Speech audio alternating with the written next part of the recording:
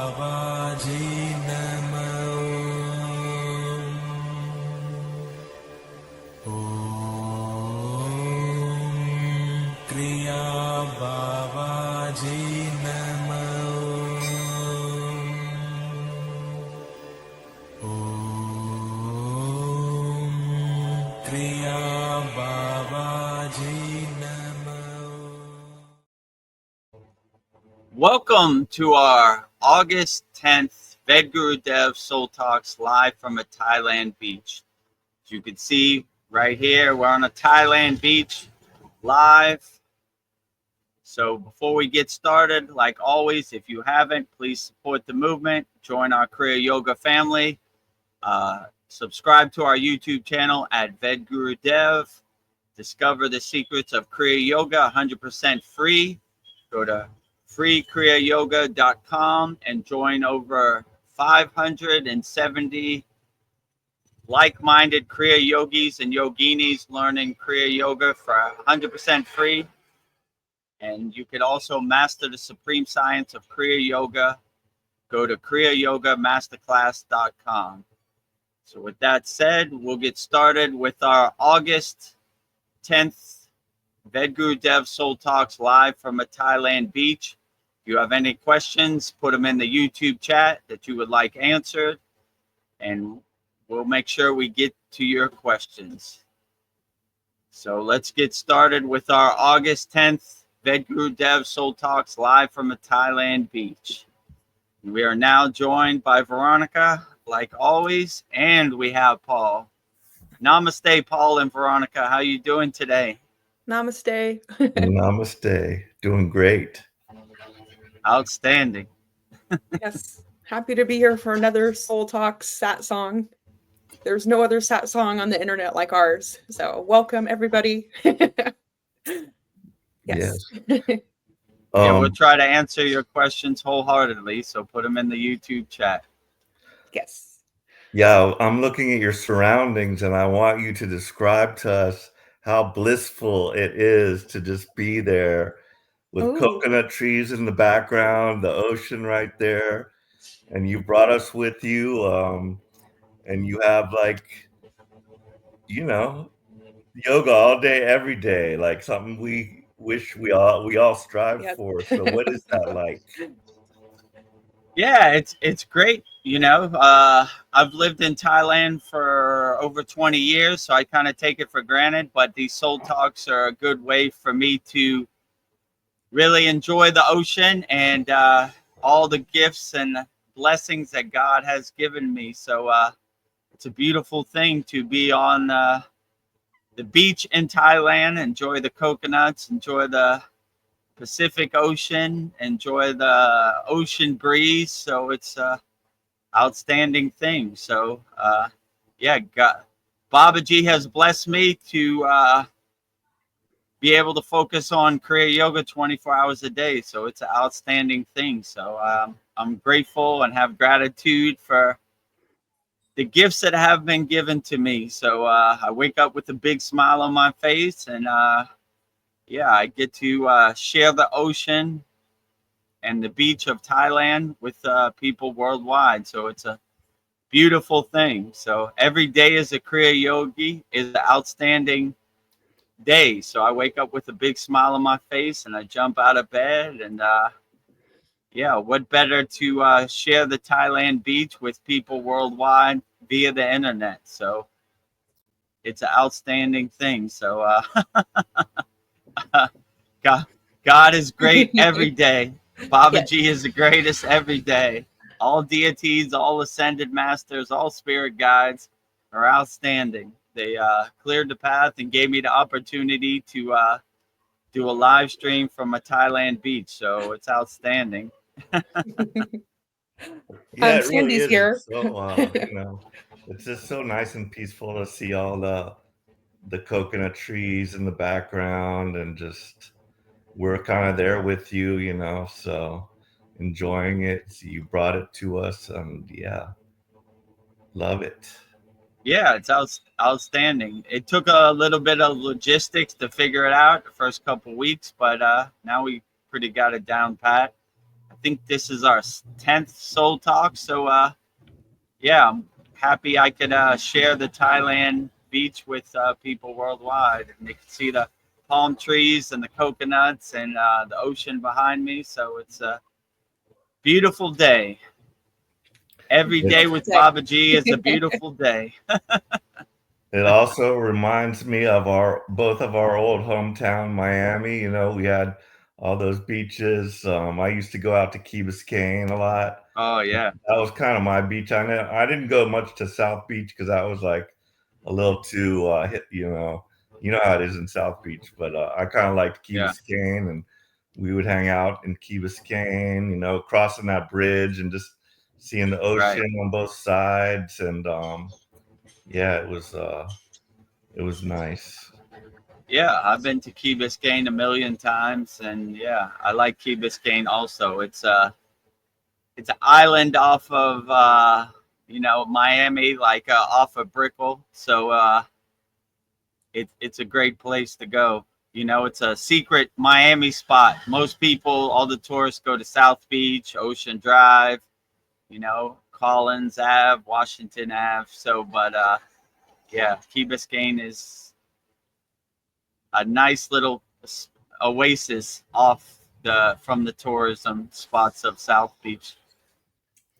Yeah, and then we had Coconut Grove right there, and right before you got on to go into Key Biscayne, that's where they had some, like, I think Madonna or Rambo, one of them, Sylvester Stallone had like Oh, some big place there right on the on Biscayne Bay. You know, that was like a very rich area.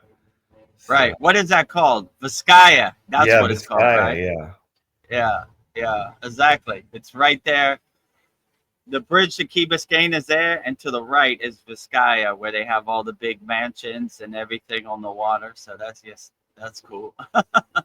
Yeah. Yep, just Well, brought back a lot of old memories. nice.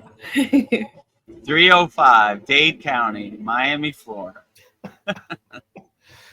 Yeah.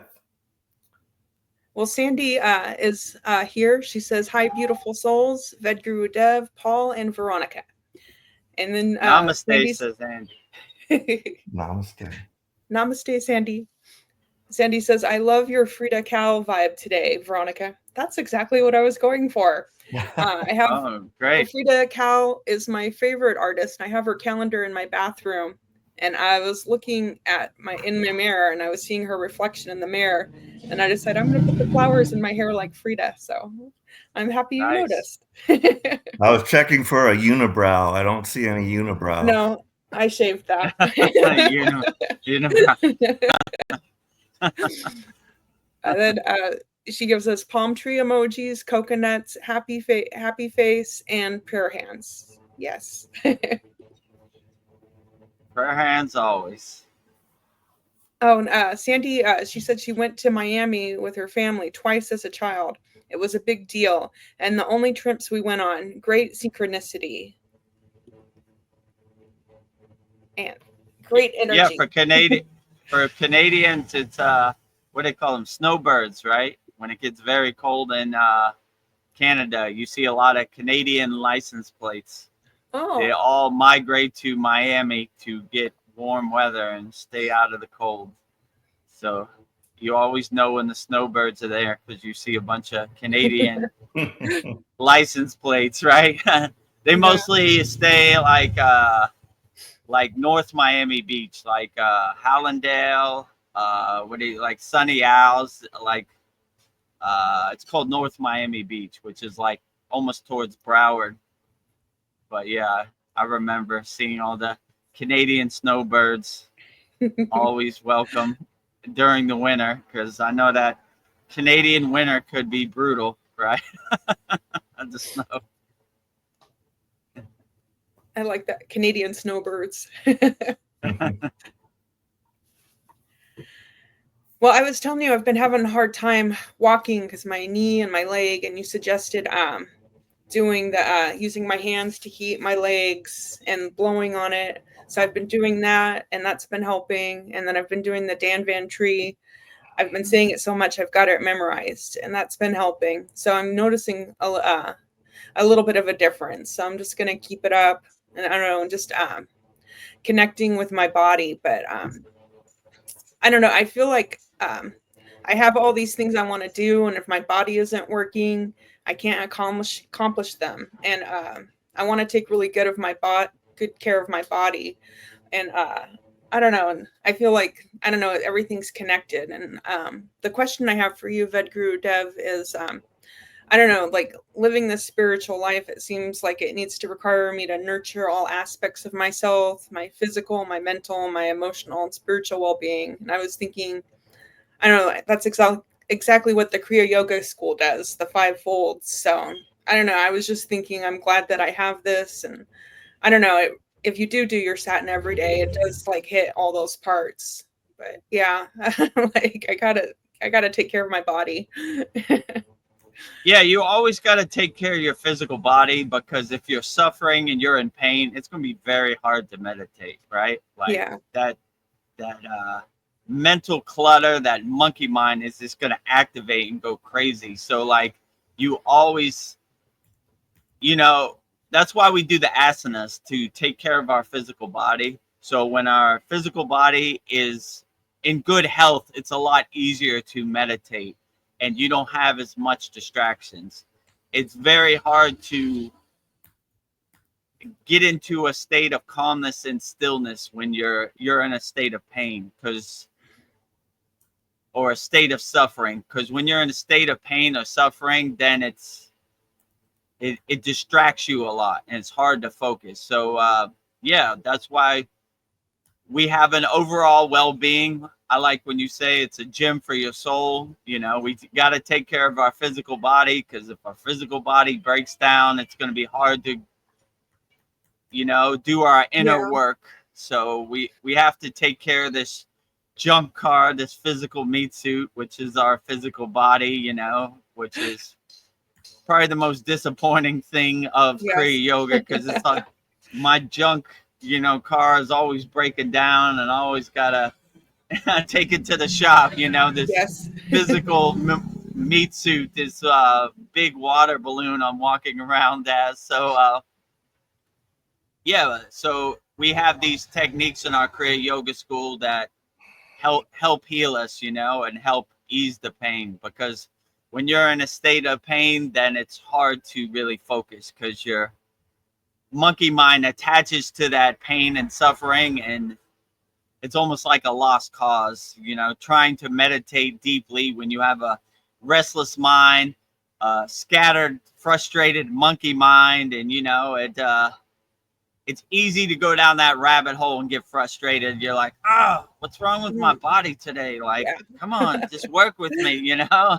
yes, So I would try to talk to the water in your body as nicely as you can, and try to heal your body as much as you can, or heal the energy in your body as much as you can, because if you have a frustrated mind, a restless mind, because you're frustrated, because you're in a state of pain or suffering, then it's going to be a little more difficult to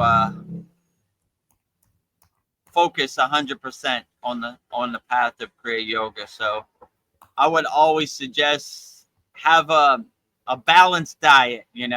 Take care of the physical body with the asanas, take care of your breath with the pranayama, take care of your mind, master your mind with the meditation, surrender yourself to God with the bhakti, and keep your focus laser pointed with mantra japa. Because when you focus on the mantra, you don't have time for the distractions or the monkey mind or the mental clutter. So it's helpful to focus on the monkey on the physical mind. Do I have a big light on me? Yeah, there's right like now? a glow, like a white orb on your face. Where's It that could be coming from? Babaji. Is that Babaji? Like an orb on your face. Like, It could be, Oh, that's interesting. I just saw that too. I was wondering know. if it was my computer screen. I was thinking maybe something was going. Yeah, it's like this white light right on your head, your face. Interesting. The sun is that way, so where's that one coming? Interesting. Hold on, let me see if I could turn off my light. Oh, no, still Yeah, right. it's like right there. It's like not moving. It's like this white orb. Let me see. Interesting. How can I block that? Is it still there? Yeah. Huh. I don't know. Maybe we have a visitor. Welcome to our soul talks. If you have any questions, orb. Where did that come from? I don't know. It wasn't there. Try cleaning your lens. Maybe it's something on. Yeah. I'm trying to clean it off. Is it better now? Yeah. It was something on the lens. Probably It was some like bird poop, like a flying bird just like dropped a gift.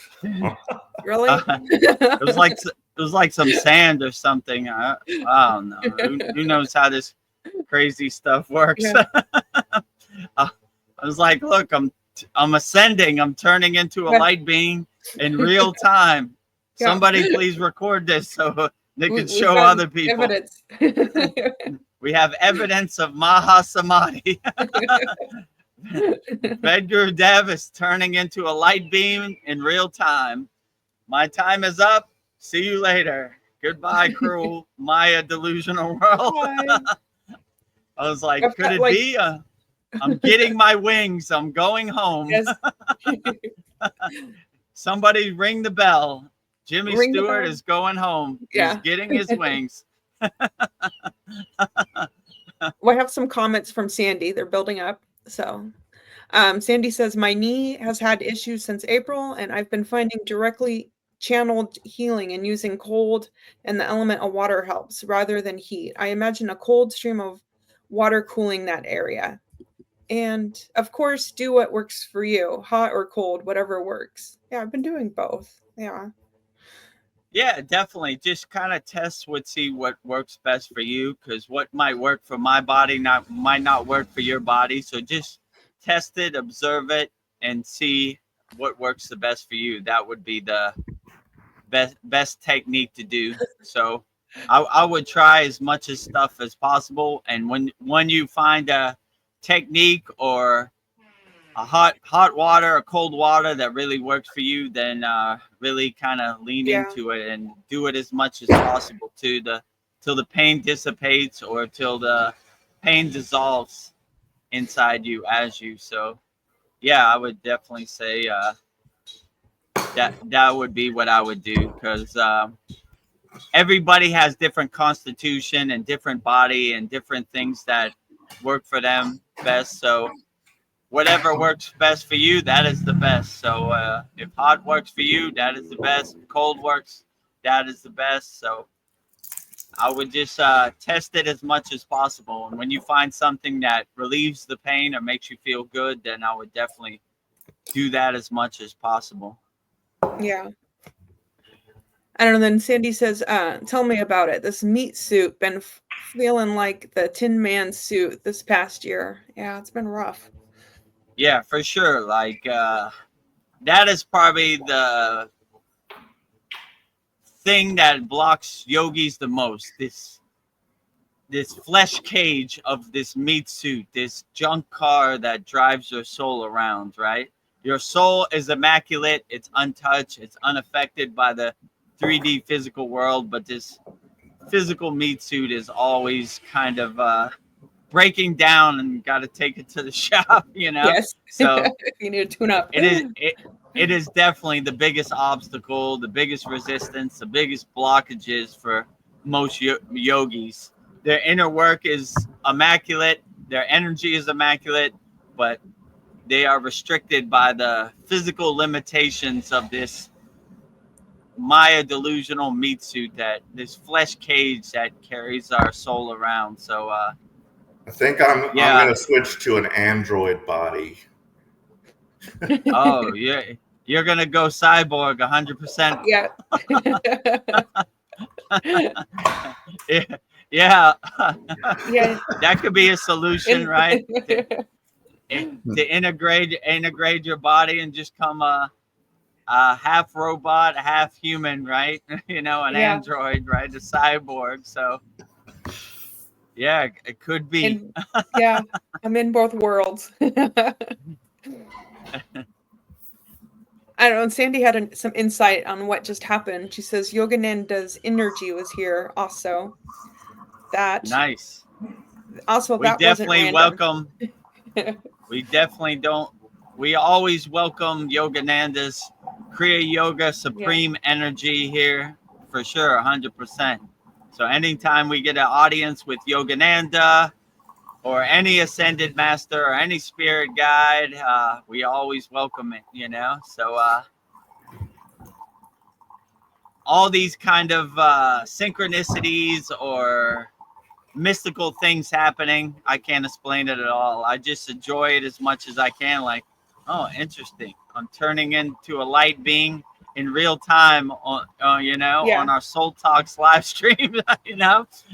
If Sandy says that it was Yogananda energy, I welcome it and I enjoy it as much as possible, because Yogananda is definitely probably one of the greatest Kriya yogis to ever live. So anytime Yogananda gives us an audience or any Kriya yogi, it's a true blessing. So Yogananda, shine your grace on us and shine your light on us, and I'll enjoy it wholeheartedly, right? I know, I like Sandy's thinking. She says that wasn't random.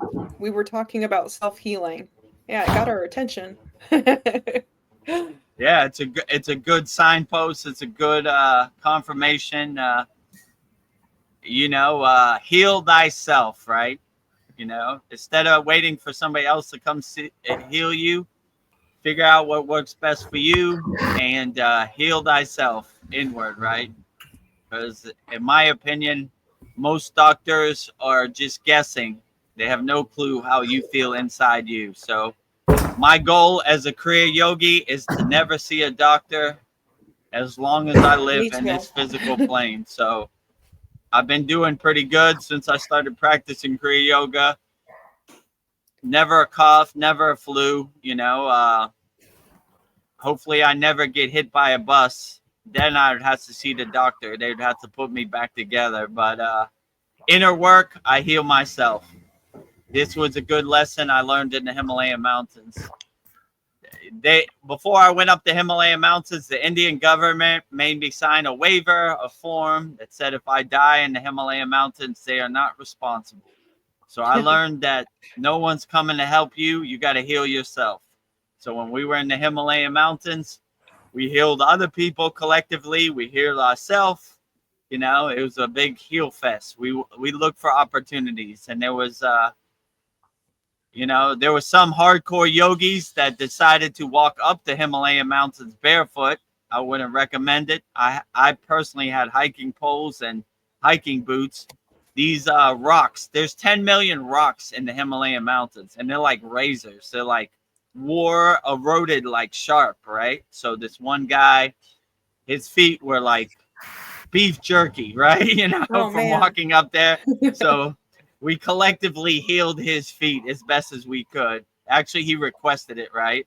Like, I'm going through something, I can't stand up. My feet are tore up because I neglected my physical body, my feet, and I walked up this mountain and my feet are tore up. So we use our prana and we use our Shakti and our healing energy to heal others, and heal ourselves. So once we heal them, then they give their healing energy and we collectively heal. Everybody else healed here? Okay.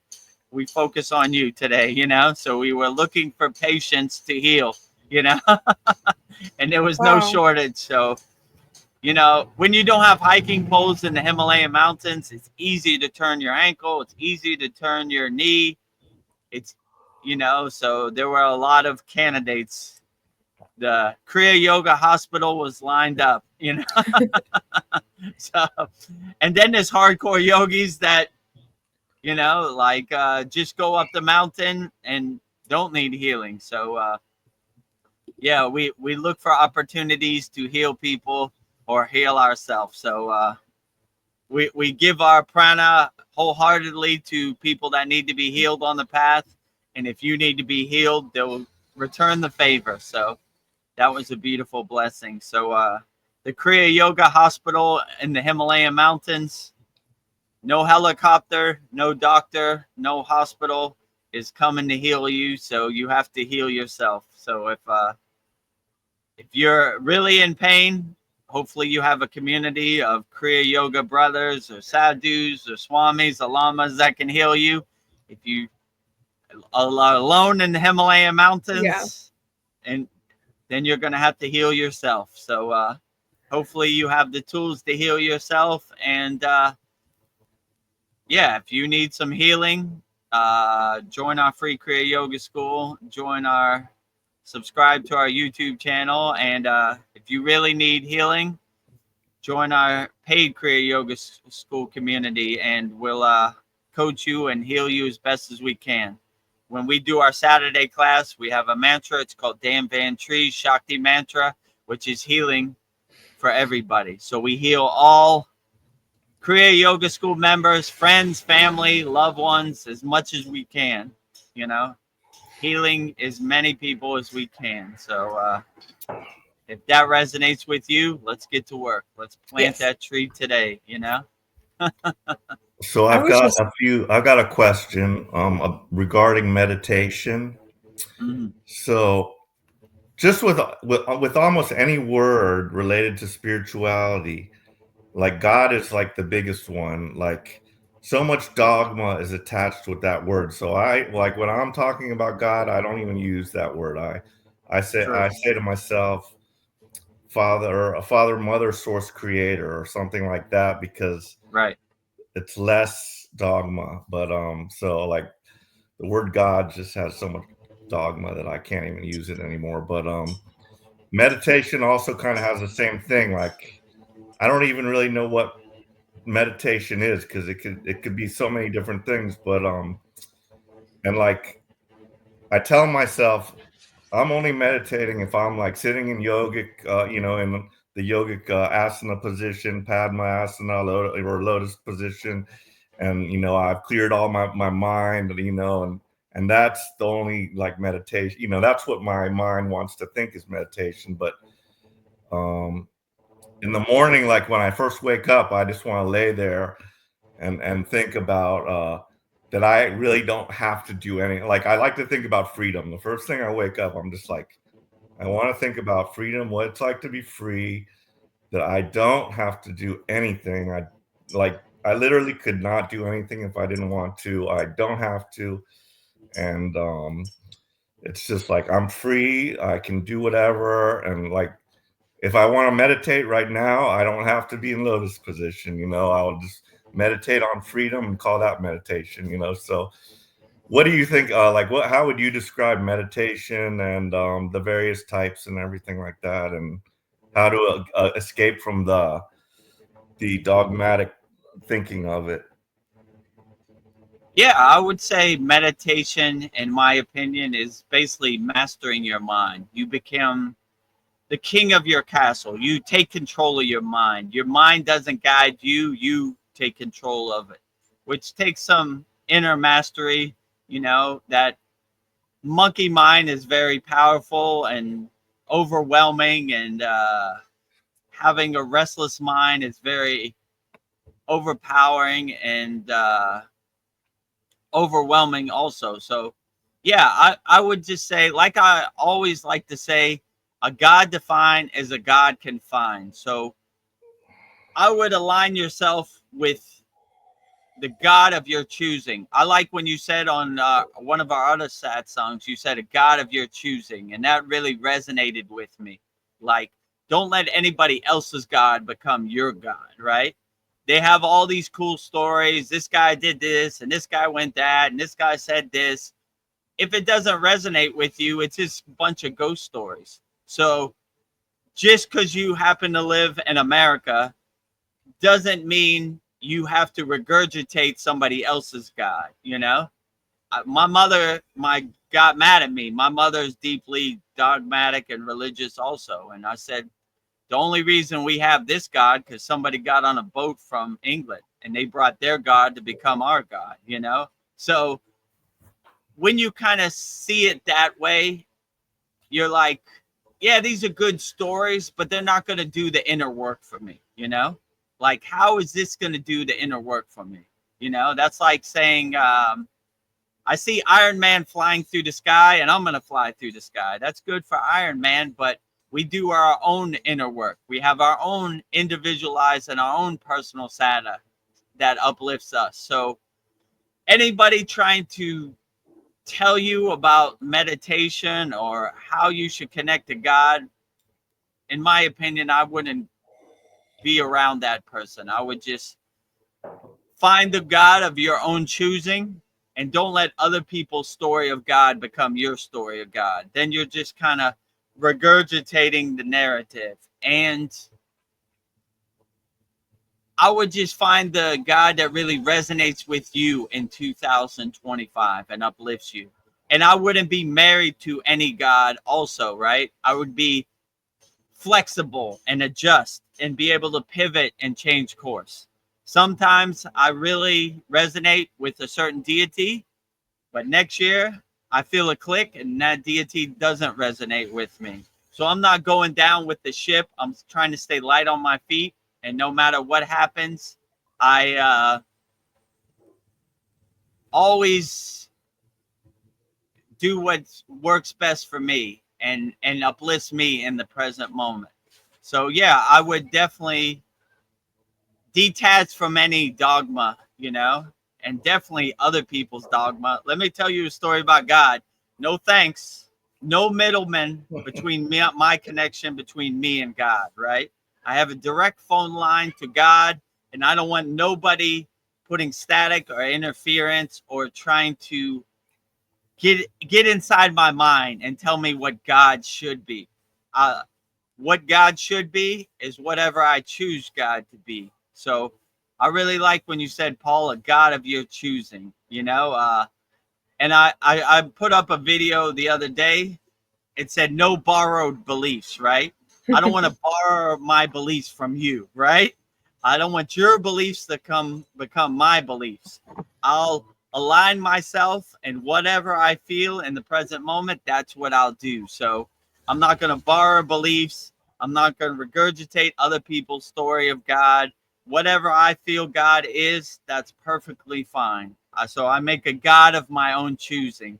So no dogma. These are all good stories around the campfire, but it's not going to do your inner work for you, right? So do your inner work and align yourself with the God of your choosing, and don't borrow beliefs or regurgitate other people's story. My guru always used to say, we detach from the stories, like that the stories aren't going to do your inner work for you. So these are good stories around the campfire, but the main focus is doing your own inner work. And how you feel about God, that is the best God. So I wouldn't regurgitate anybody else's God and make that God become your God. And just because somebody got on a boat hundreds of years ago and brought their God to your geographical location doesn't mean it's the true God or you are the chosen people. Like I think everybody is the chosen people, right?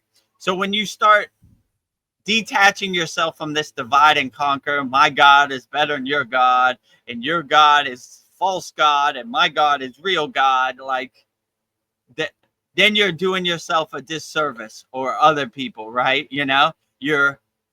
My God is inferior to your God, right? Your God is stupid and my God is the greatest.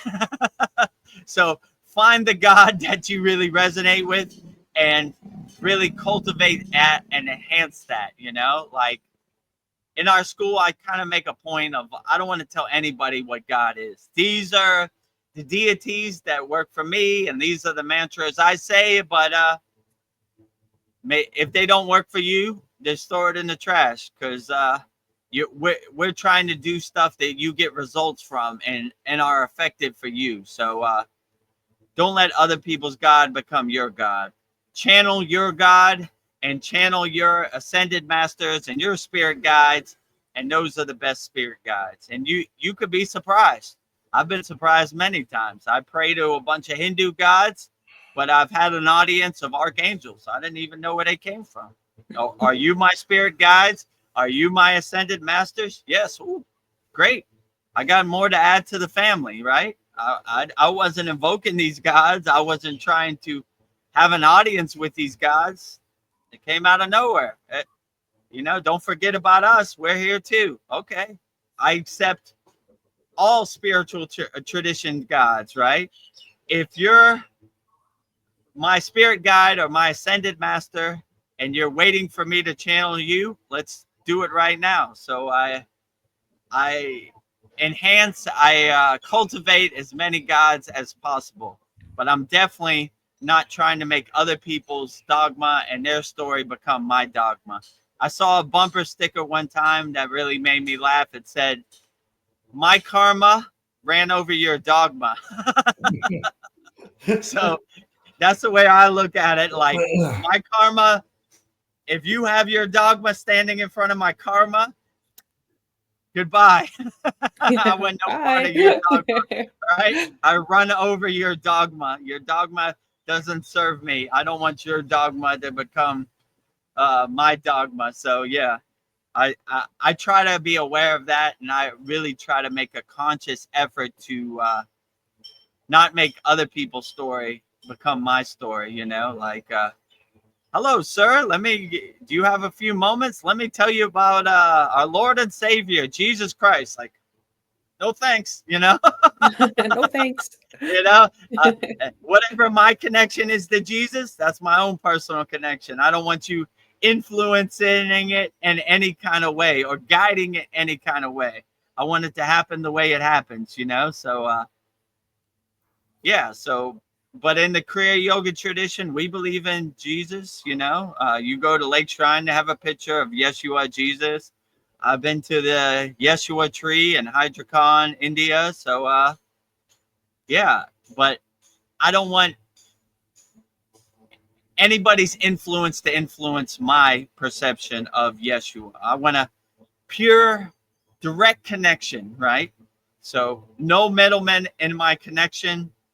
Open the universe with Om, straight to Jesus, straight to Yeshua on the astral plane or heaven or whatever you want to call it. So don't let anybody else's dogma become your dogma. My karma ran over your dogma. So yeah, but they're out there. They're always trying to guide you. And if you're not aware of it, you're easy target for them to influence you with their dogma. Let me tell you a story about God. Anytime I hear that, I'm like, ooh, Let me get out of here, Yeah. right? You know, because you know, I always say a God defined is a God confined. I don't want to put God in a box. I have no clue what God is doing, the source, the universe, the divine father, the divine mother, you know, they're beyond my comprehension. I got enough work. I got a big trash mountain of karma I'm trying to burn in this physical, Maya delusional plane. So I'm not trying to create any more. So yeah, detach from dogma as much as possible, because that's why I like our school, the supreme science of Kriya Yoga, right? Like we test it, we observe it, we experience it, so we know it. I don't want you to blindly believe what I say. I want you to test it. I want you to feel it. And if you feel Kriya Yoga, then let's get to work. But definitely don't take my word for it, or don't regurgitate my perception of God. Find your own personalized, individualized connection to God and cultivate that. And that would be my best advice. So Yeah. I will tell you a little funny story about what happened to me right after I saw you guys at our morning class. So, Okay. and you wished me nice on my way to work, but nice was not what I got. No, Oh. just kidding. It was all good. It's all good. But anyway, I got to work first.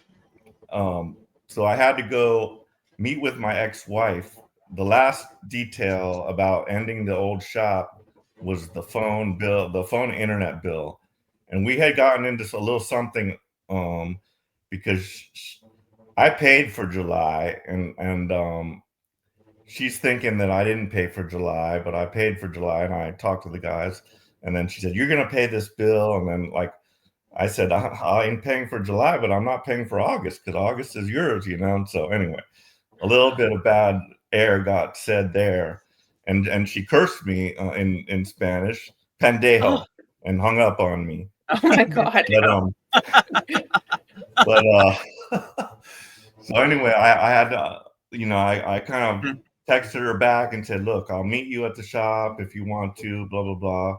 And then I also said something about this trailer because that's another hard spot because we had a travel trailer, and in the divorce, you know, everything gets split up, and that's my travel trailer. I bought that, you know. I mean, yeah, with the both of our monies, but I'm the one who uses. I'm the one who has a truck. I'm the one who would, you know, enjoy it.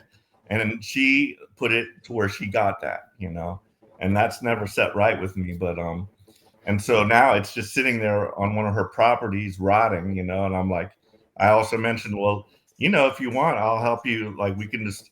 I told her, you know, I didn't think that was kind of right, and I'll help you. We can both sell it together. I'll tow it into the shop, clean it up, you know, market it, and we can split the money. But you know, she didn't.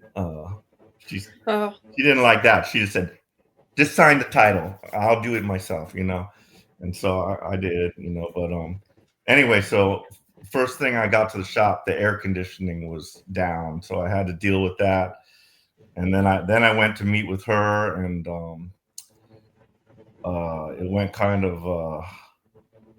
She was very rude, let's just say.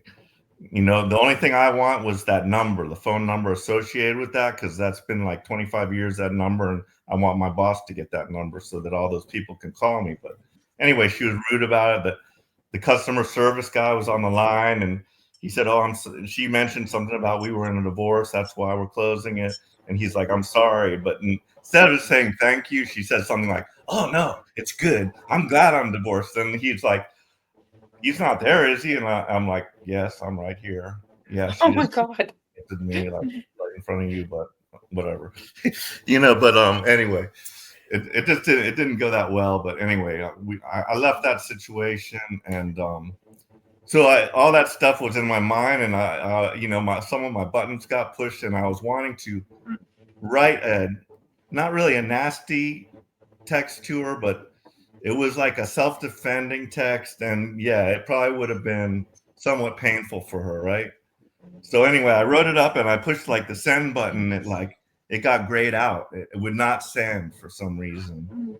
And later, after I calmed down, I was like, wow, I'm glad it didn't send. And I don't even know why it didn't send, but I later deleted it.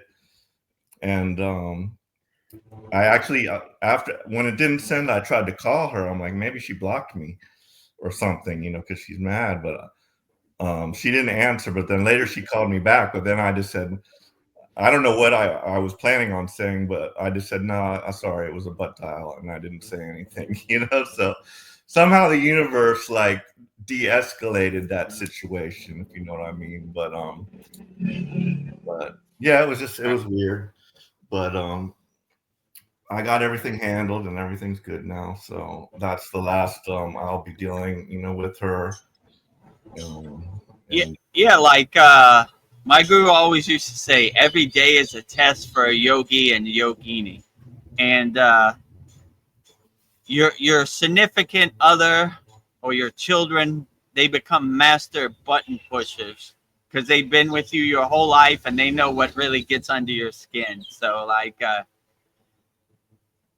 even in my case, you know, like tomorrow is Mother's Day in Thailand. So my partner, significant other, I don't even know what you call her. She wants to see my daughter and makes a big thing and sends me like a big what's up book, you know. It's like a bunch of pages and I just hit okay, right? So they're always trying to drag you in the mud, right? And I'm like, that's between you and your daughter. I want no part of it, you know. Keep me out of it, right? But they're always trying to blame you or put you in a situation, or yeah, I know that's how they hit you below the belt. Like I don't want to be with you anyway. The best thing I ever did was get divorced from you and this and that. And I'm like, yeah, you're right. That was a blessing in disguise. I agree with you 100%. Right? Woo! I dodged the bullet on that one, you know, like it's, you know, they think like they're God's gift to you, right? Like the best thing that ever happened to you was me in your life. And I was like, I don't see it that way. I see it as the trash taking itself out. But you know, you just can't get attached to it. You just have to kind of witness it, like, oh, here comes that comedy drama, you know. You know, I know when this person calls me, it's gonna be a nice super headache. So I'm gonna put up my shield, I'm gonna detach from it, and I'm gonna just watch the clouds passing and just be like, yeah, oh boy, here she comes again. I know what this is all about, you know. I'm just wondering because it's funny because the both of us have our daughters living with us. So I'm just wondering if your daughter gets along well with your wife or whatever or not. But I mean, the reason my daughter's living with me is because now they bump heads, you know, and she prefers to be with me, you know. So I don't know. Yeah, I have the same situation. My daughter prefers to be with me also, but I understand that that's her mother too, and she carried her around for 9 months, and I don't want to I don't want to block her from seeing her mother also, you know. So I kind of stay out of the way. I was like, you work it out with your own daughter, you know. But yeah, my daughter prefers to stay with me, which I enjoy also, but I don't want to get into that female drama, you know. My daughter's a teenager. She's going to be 16 soon. And she's a Thai female. So, cat fight. I don't want to be involved with that cat fight. I'm more the detached witness, you know. I don't want to be dragged into that mud fight, you know. So, I try to stay out of it, you know. No matter how much I try, she's still gonna blame me and say I'm trying to keep her daughter from her, but I don't try to get attached to it, you know. Like you work it out between you two, you know. So yeah, it's a work in progress. It's never a great situation, but this is my karma I have to go through, and it's a good opportunity for me to become the detached witness and not get involved, right? You know, no matter what words they say, bad words they say in Thai to hit you below the belt, you know, like, or whatever bad words they say in Spanish to hit you below the belt, you can't get attached to it. You say, yeah, whatever, you know? Yeah, sure. You're going to tell me who I am? I'm a self-realized being. I know who I am. So anytime you try to tell me who I am, I don't attach to it, you know? I let it pass, right? When you know who you are, no one can tell you who you're not. So anytime they say bad words or hit you below the belt, you know, you just brush it off, and clouds passing in the sky, water under the bridge, you know. Yeah, sure. You know, I'm not going to play this game with you. I'm not going to go down this road. The ultimate goal of Kriya Yoga is self-realization. That's why Yogananda's place is called Self-Realized Fellowship. And when you know thyself, no one can tell you who you're not. You know, like you're just like, yeah, I don't believe you. I look at it this way. When I used to be a DJ, people sometimes would say, I don't like you. You're a bad DJ. I know I'm not a bad DJ. I don't travel around the world and do all these things because I'm a bad DJ. So I look at it that way in Kriya Yoga too, right? When you become self-realized, you laugh at people trying to tell you, or let me tell you a story of who you are. I don't believe your story, and I don't want your projection or your story to become my story. I'm going to know thyself inside me as me. So anytime anybody says like, you are this or you are that, I don't believe them, because they have no clue of how I feel inside me as me. This is the benefit of becoming self-realized. You know thyself inside you as you.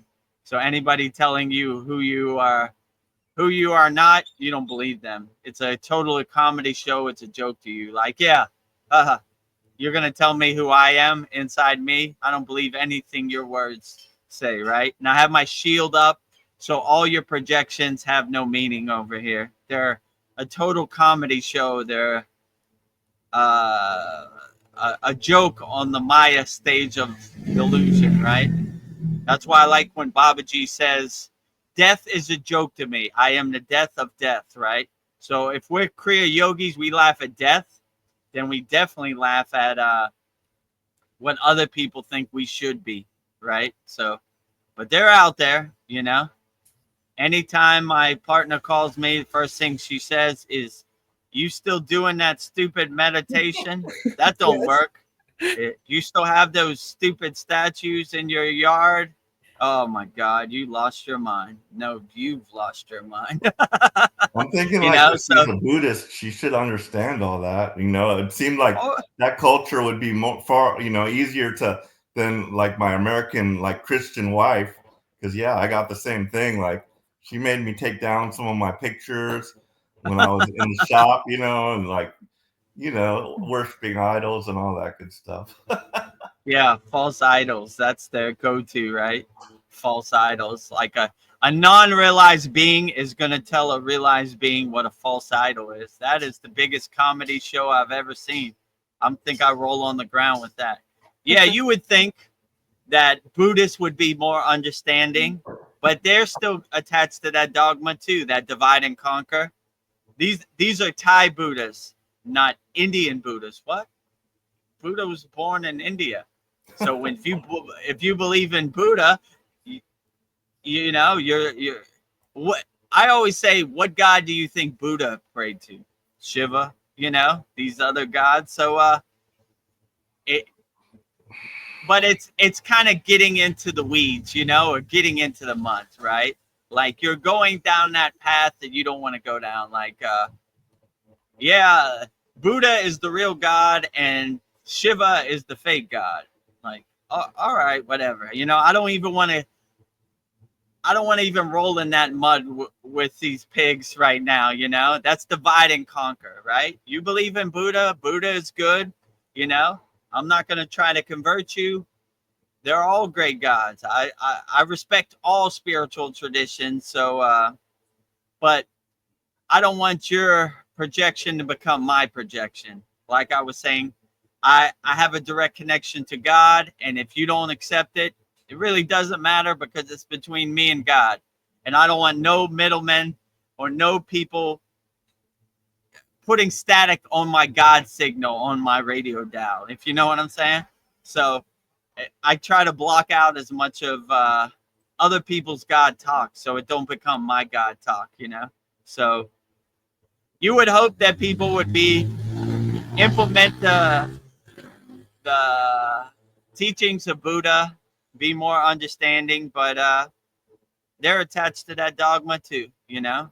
We are the chosen people, you know. Buddha is the true God, and you worship false idols. But you have to have your shield up constantly, and you shouldn't worry about that. You're like, okay, whatever, you know. So you would hope that they would be accepting to it, but if they're not, that's perfectly fine, you know.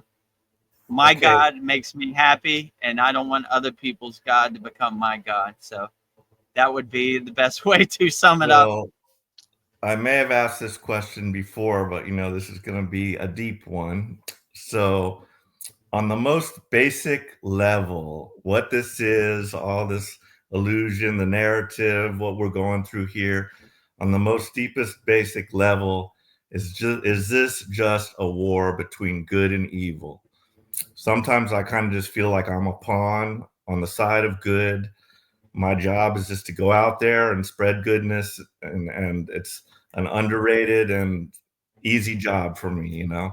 But I don't know, you know, like that's kind of what I think this is. I think it's just a war between good and evil, and you know, I don't know what you know. Well, I do believe the outcome will be good, of course, but I don't know anything else about it, about when or how, you know. So I don't know. Yeah, I would say on a deeper level. I mean, in yoga, we try to stay in a state of what's called equanimity. So we don't even see good or evil or right or wrong. We just stay equal. I mean, I wouldn't overthink it. You know, I'm fighting for the light. I'm fighting for the dark.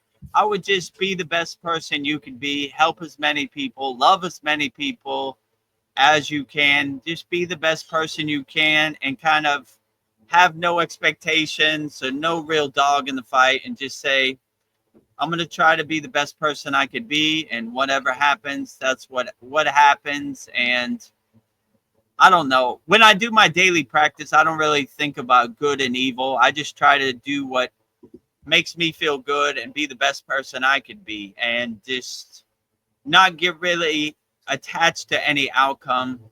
And I don't even really think about good or bad or, you know, right or wrong. I just try to stay in a state of equanimity. Like, no matter what this crazy Maya delusional throws at me, I try to stay unshakable. I try to be an unshakable mountain. No matter how much snow comes down tomorrow, my mountain stays unshakable. No matter how much rain happens tomorrow, my mountain stays unshakable. No matter how much the sun is bright, my mountain stays unshakable. No matter how much wind is in the Himalayan mountain, my mountain stays unshakable. So no matter what this crazy Maya delusional chaotic world throws at me, I just stay unshakable. I like when they say in yoga, don't let anything shake your samadhi. No matter if it's the end of the world, my samadhi stays unshakable. So I always have this visualization of fire and bombs and war and shooting and guns and chaos and anarchy. But the unshakable yogi stays unshakable, like the divine mountain, you know, he is unshakable no matter what. So no matter how much chaos, no matter how much light or dark or good or evil, you just stay unshakable, and nothing could really shake you no matter what happens in this crazy Maya delusional world. So you kind of look at this Maya delusional world like, oh, look at that, you know? That's, you know, auto pen is out today, you know? Who knew? But the auto pen is always out, you know?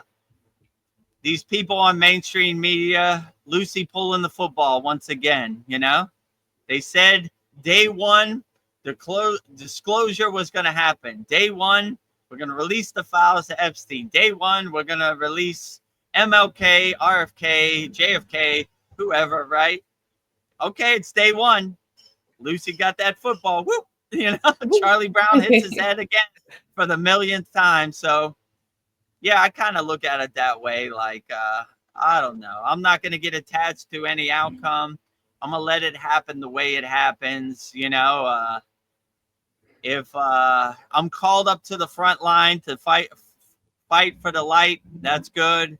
If I'm not called, that's good. I just stay in a state of balance and equanimity. Let it happen the way it happens. I'm not going to get attached to any outcome. You know, if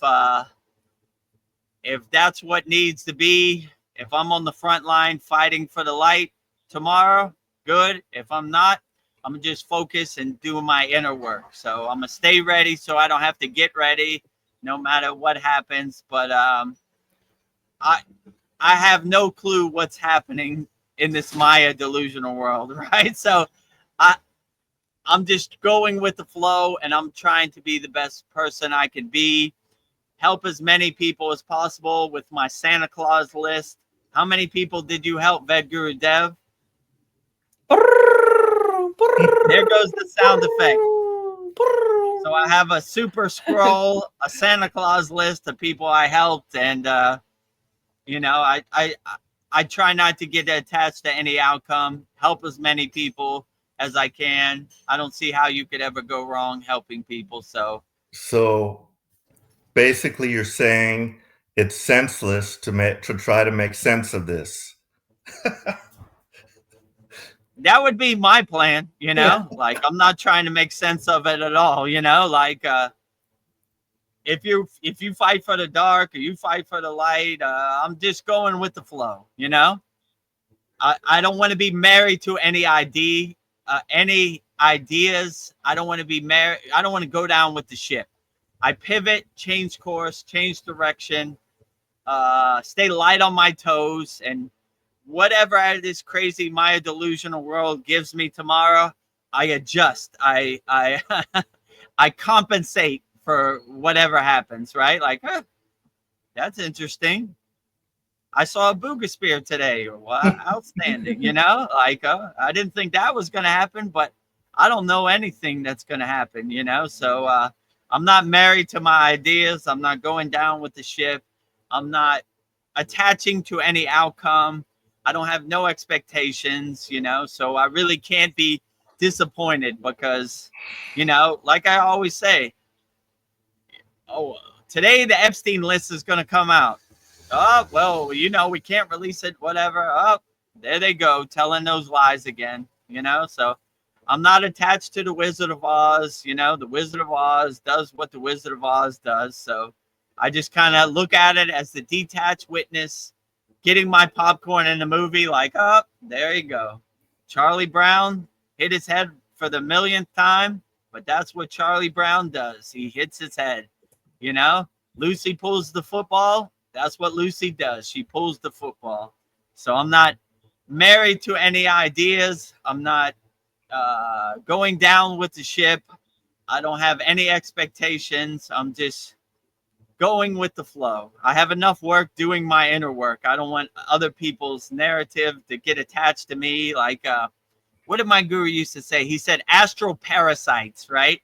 Like these bloodsuckers, these energy vampires attaching to you, stealing your attention, the slot machine of social media, the mainstream media, Wizard of Oz. I'm like, you know, don't attach to me, you know.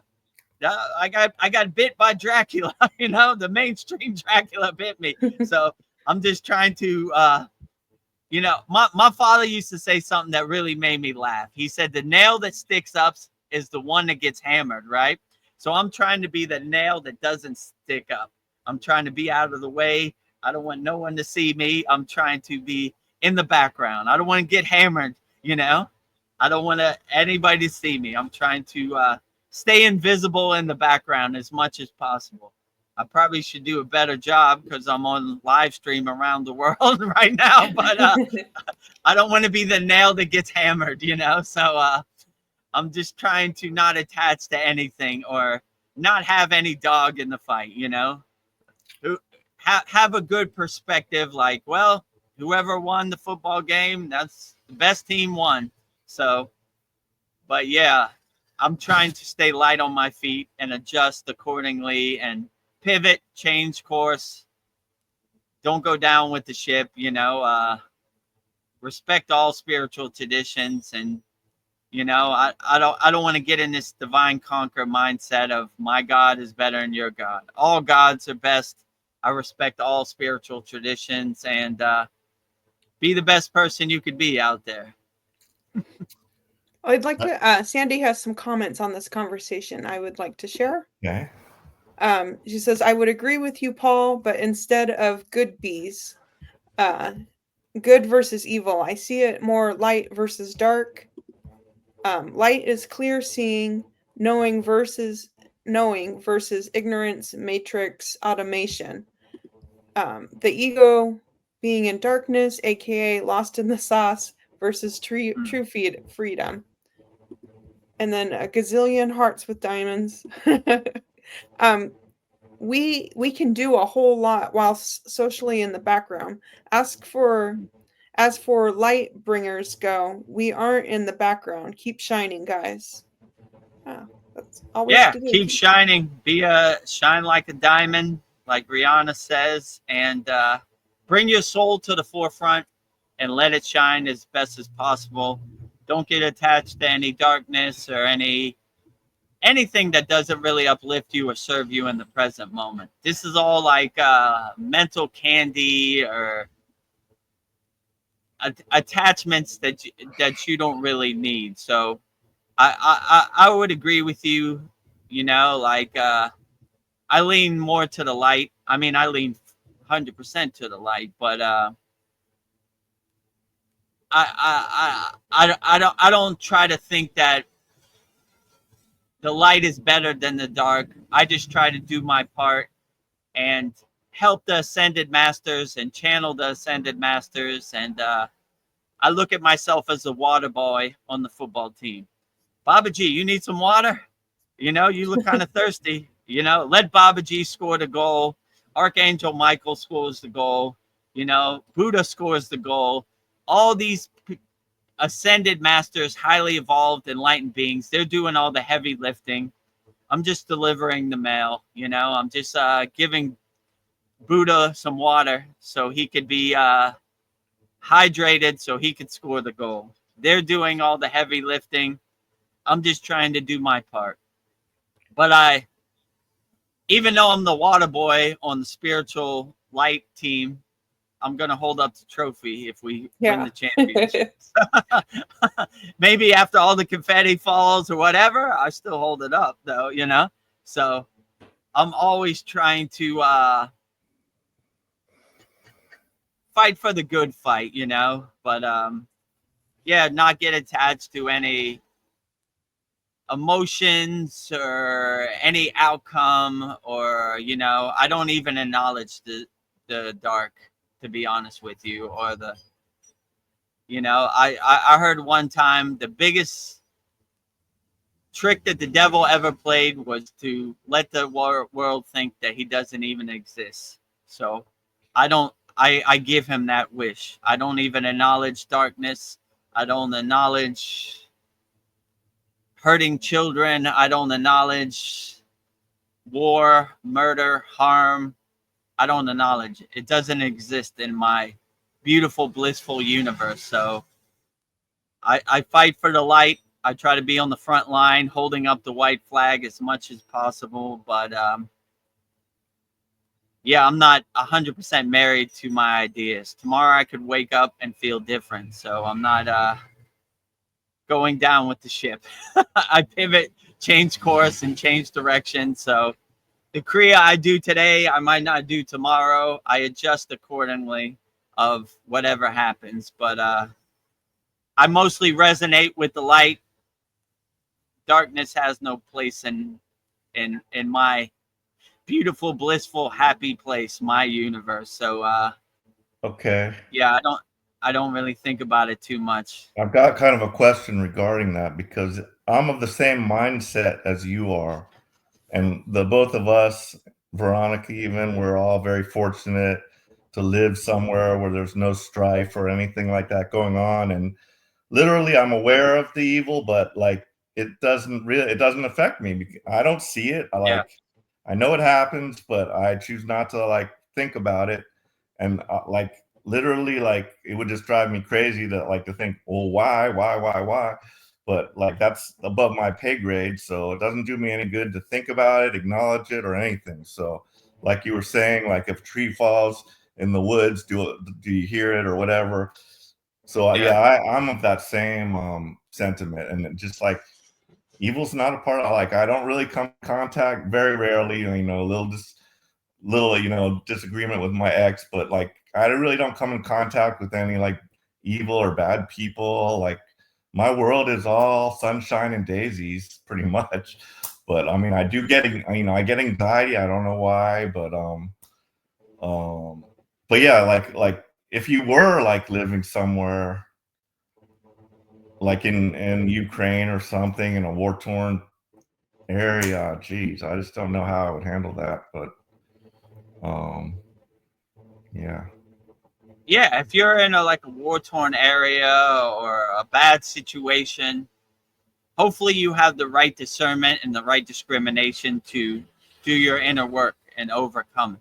Because, yeah,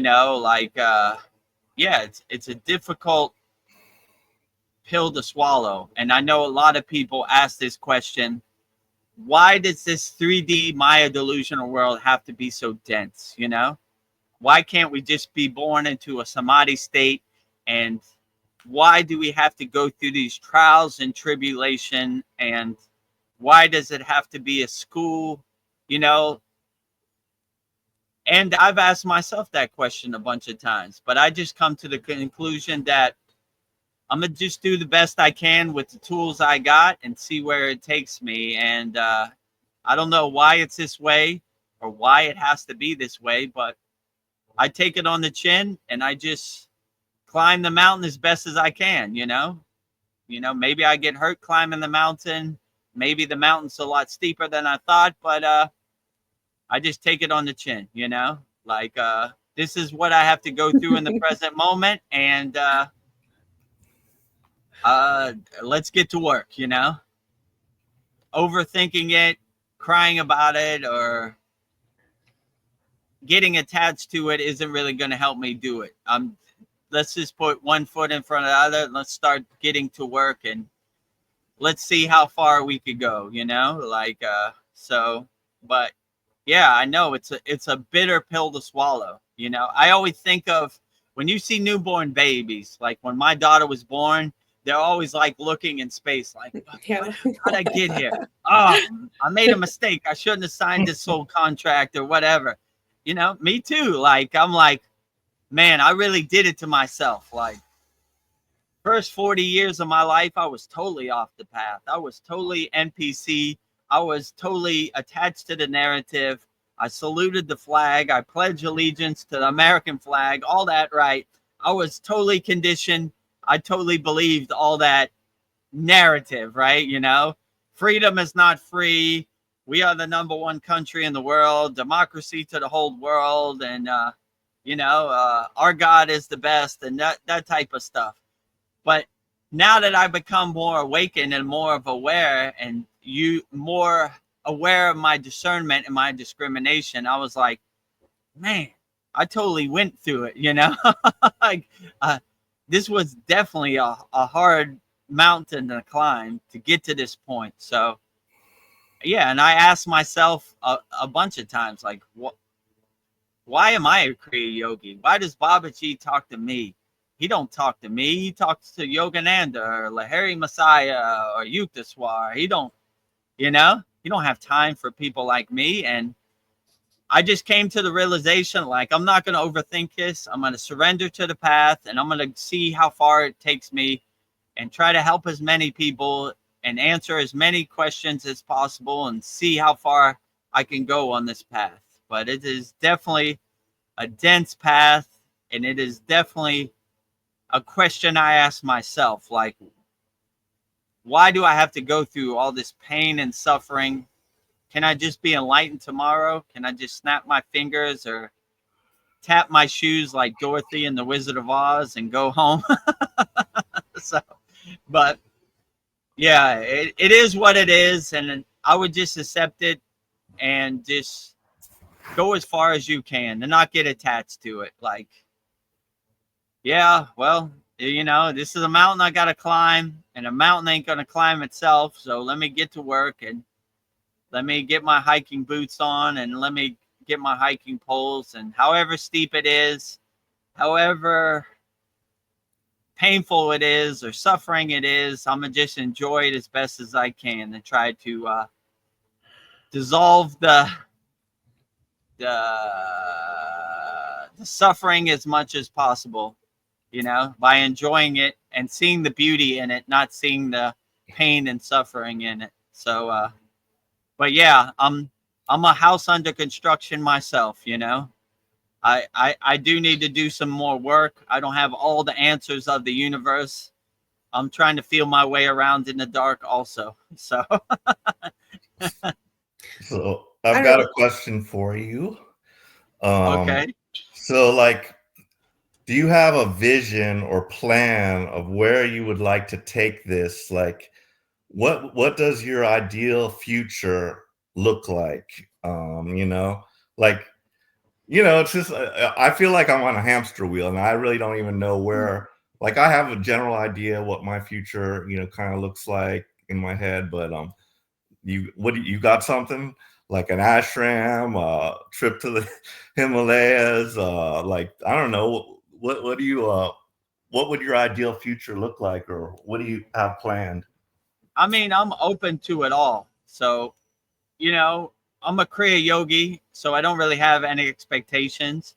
If Babaji clears the path for an ashram, I will have an ashram. If Babaji clears the path for a pilgrimage or a yatra in the Himalayan mountains, I'll go on a yatra. So I kind of stay light on my toes and kind of flexible, and I'm not married to any idea or married to any plan. I just kind of pivot and change course accordingly, So I don't really get disappointed because I don't really have any expectations. I just kind of go with the flow. Today or tomorrow, we're debuting a new video on our YouTube channel. It's called Mantra Mondays, which I do 108 Raksha beads of each mantra every week. And this week would be Babaji's Mula Mantra, Om Kriya Babaji Nam Om. But so, Veronica presented this idea to me, and I said, okay, let's try it. Let's see what happens, So I don't really have any plan. I mean, definitely when I come on these soul talks, I don't have no script. I don't have no bulletin point. Whatever hits the crown of my head, that's what comes out. So I don't even take credit for any of this. I don't know where any of this insight or any of these answers come from. So I just try to stay light on my feet, and whatever happens, that's what happens. So this was probably one of the most profound insights I had on the path of Kriya Yoga. I'm not going to overthink it. I'm not going to try to force it to happen. I'm going to just stay light on my feet, and whatever happens, happens. No expectations, no real plan, because when you have a plan or when you have expectations, that's when you kind of suffer, right? Like, oh, that didn't happen the way I wanted it to happen. I wanted to have 1,000 YouTube views on this Soul Talk videos. I didn't reach that goal. Now I'm disappointed and I'm frustrated. So I just say it happens the way it happens. I turn on the camera. I answer the questions as wholeheartedly as I can. And if Babaji clears the path for an ashram, I'll have an ashram. If he doesn't, then I won't. If he clears the path for us to have a pilgrimage to the Himalayan mountains, it will happen, So I just kind of stay light on my feet and don't really have any expectations or any plan. I just go with the flow, Tomorrow's a new day. I always wake up like, how's Babaji going to surprise me today? You know, like, oh, it's August 10th. I know Babaji got something in store for me. So the way I think my day was going to go, relax, have some, you know, do my sadhana. There's always a monkey wrench that gets thrown into my engine, if you know what I'm saying. So I stay light on my toes and adjust accordingly. So when you have that perspective, like, how is Babaji or how is God going to surprise me today? Then you're kind of open to it. You're not married to any plan or any idea. You're like, all right, well, what are we going to do today, Babaji? How are you going to surprise me today? I'm ready for it, however it is, you know? And I just kind of become the detached witness and look at it from a distance and create some space between me and the Maya delusional world. Like, ooh, look at that. That was interesting, you know? I don't know how that happened, you know, like, interesting. I'm not really attached to it. I'm not going to overthink it. I'm just going to go with the flow, right? Like you saw in the beginning of this Soul Talks, there was a big glowing light in my face. That's never happened, but okay, that was interesting. I'm going to enjoy it and keep it moving, you know? Not overthink it. Look at me. I'm glowing, right? All I need is a little towel to clean off my, all right, well, maybe I'm not glowing, you know? I'm overthinking it. So I'll tell you another little funny story about that same day that I had. So later when I got to work, you know, the AC was out. It was hot as heck. I was waiting for a customer to come. I had told the other customer that called me not to bother coming because I'm probably going to close early. But this one was just going to be a drop off. So I said, I'll be here anyway, waiting for the AC guy, you know. So I had gotten myself a few beers and I was just like chilling. I'm like, it's going to take a few cold ones to get me through this day. So I'm sitting there drinking and the lady comes and she's looking in her thing and she's like, I totally forgot my computer, you know. And it was one that she had bought from me. And, you know, I have like a 30-day warranty or whatever kind of warranty. And she had a black screen and I told her, you know, no problem. But she forgot to bring the computer, and like she had mentioned something like she was drinking also, you know, and I was like, oh, so am I, you know, and we were both drinking the same beer, and so she gave me a beer too. But the nice part also was like I told her it doesn't matter about your computer, you know, if yours is broken, like just buy this one for $100. If yours is broken, I'll take care of it. And like it really doesn't even matter to me anymore, like, because it's not my money. It's not going to be like a hit on me anymore. Like just replacing her computer, it's like it's no skin off my, you know, back. So I'm just willing to just bend over, you know, give her the computer that she wanted, and she's going to bring hers, you know, next week, and I'll deal with it. If it, you know, I'll probably just end up, you know, I'll give her money back, and unless I can fix that one. But it was a nice, pleasant interaction, and we were both kind of laughing about it a little bit. So, but yeah, a lot of stress is off of me. You know, I don't have to worry about. It's not like, you know, I've got no skin in the game basically over there. I make the same amount no matter what happens.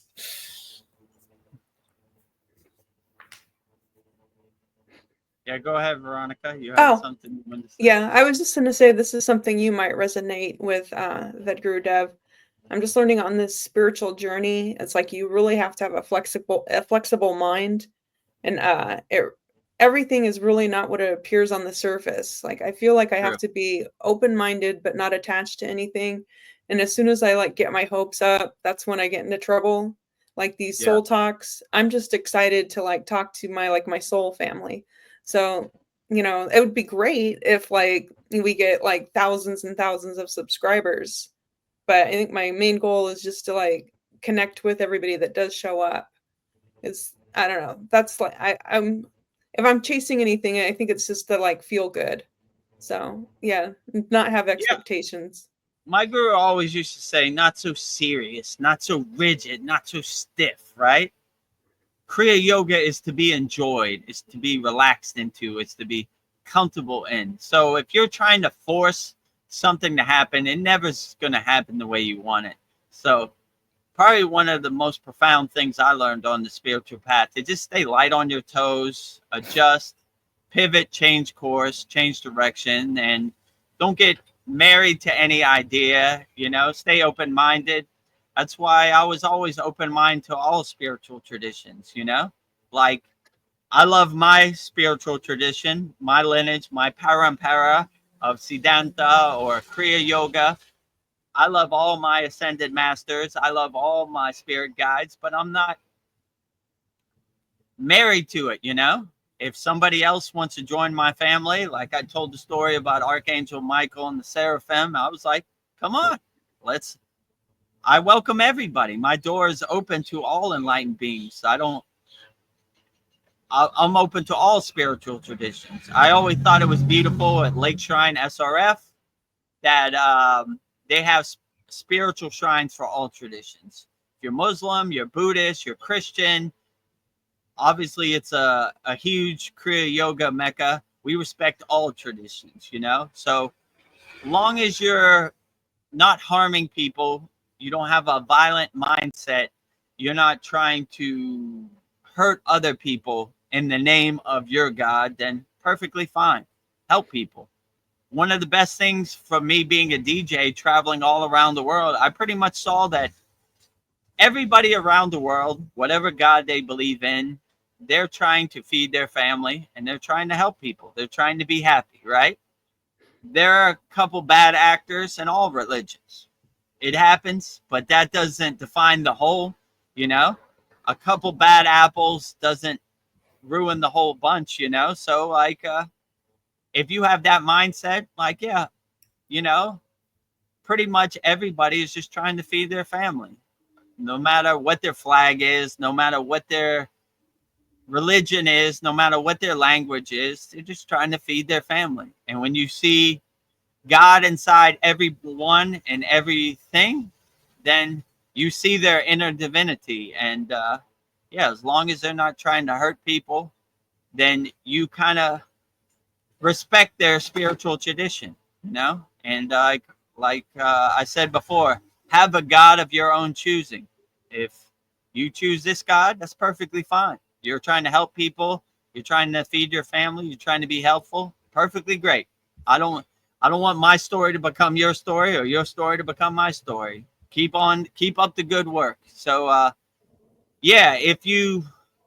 once you get on the spiritual path, instead of trying to force it, this took me like a year to learn, instead of trying to force it, right? Instead of trying to be so serious, like, if I'm going to do the plow pose, the hand has to be here, When you modify it and adjust it to your own needs, it's a lot more beneficial. And you're not trying to be a yogic superhero. You're trying to relax into each posture. You're trying to be comfortable in each posture. So, I would say definitely be light on your toes. Don't be married to any idea. Don't go down with the ship, just stay light on your toes and be open to all spiritual tradition, all ideas. When we were walking in the Himalayan mountains, we collected lamas, we collected Buddhists, we collected sadhus, we collected swamis, we collected yogis for sure. We were open to everybody. And we didn't even ask them any questions. You like to walk? We're walking this way. If you want to walk with us, it's perfectly fine. Well, I'm not a yogi. I'm a Buddhist. Doesn't matter. We accept everybody. Everybody walk, You like to walk? We like to walk. We accept you, So, no titles and no identities necessary. If you like walking, we accept you wholeheartedly. Whatever your title is, whatever your color is, whatever your flag is, let's walk. You love God, we love God. Whatever name you call God, doesn't matter, God, light workers walking this way, right? If you're saying, I don't like your false idols, well, all right, well, then don't walk with us. We accept people who enjoy our energy. Energy light workers walking this way. If you want to walk, whatever you call your tradition, it's perfectly fine. We're walking, So we like to walk. I was just thinking something, like if I walked up to like almost any person on the street and asked them, hey, do you want to like go to war with this country, or, do you want peace? What do you want? Like they're all going to say the same thing. No, they probably don't want war. They Right. want peace. Yet there's this infrastructure. Like, where are these people that want war? And how did this whole thing, like, how did this happen that we let a small amount of so-called elites cause all this chaos by all their greed? Like, how are these few people controlling the masses that all just want peace? You know what I mean? It's Yeah, crazy. the 1% controls the 99%. And how they do that, in my perception, in my intuition, by divide and conquer. You can't hang out with a Muslim, they're radicalized or whatever you call them. You can't hang out with a person with a different skin tone. Georgia people can't hang out with Florida people, right? It's divide and conquer, right? So if we all collectively come together and say, no more divide and conquer, I don't want any of this, they're in big trouble, because we see the Wizard of Oz behind the curtain, right? All these people around the world are just trying to feed their family.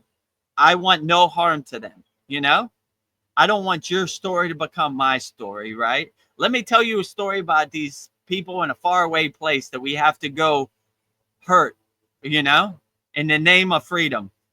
No thanks, They're trying to feed their family. Let me tell you a story about Dubai. I've been to Dubai a million times. They're trying to feed their family. They're trying to be happy. Wait a minute. No, they're not. They're this, they're that. No, they're not. I've been there. Boots on the ground.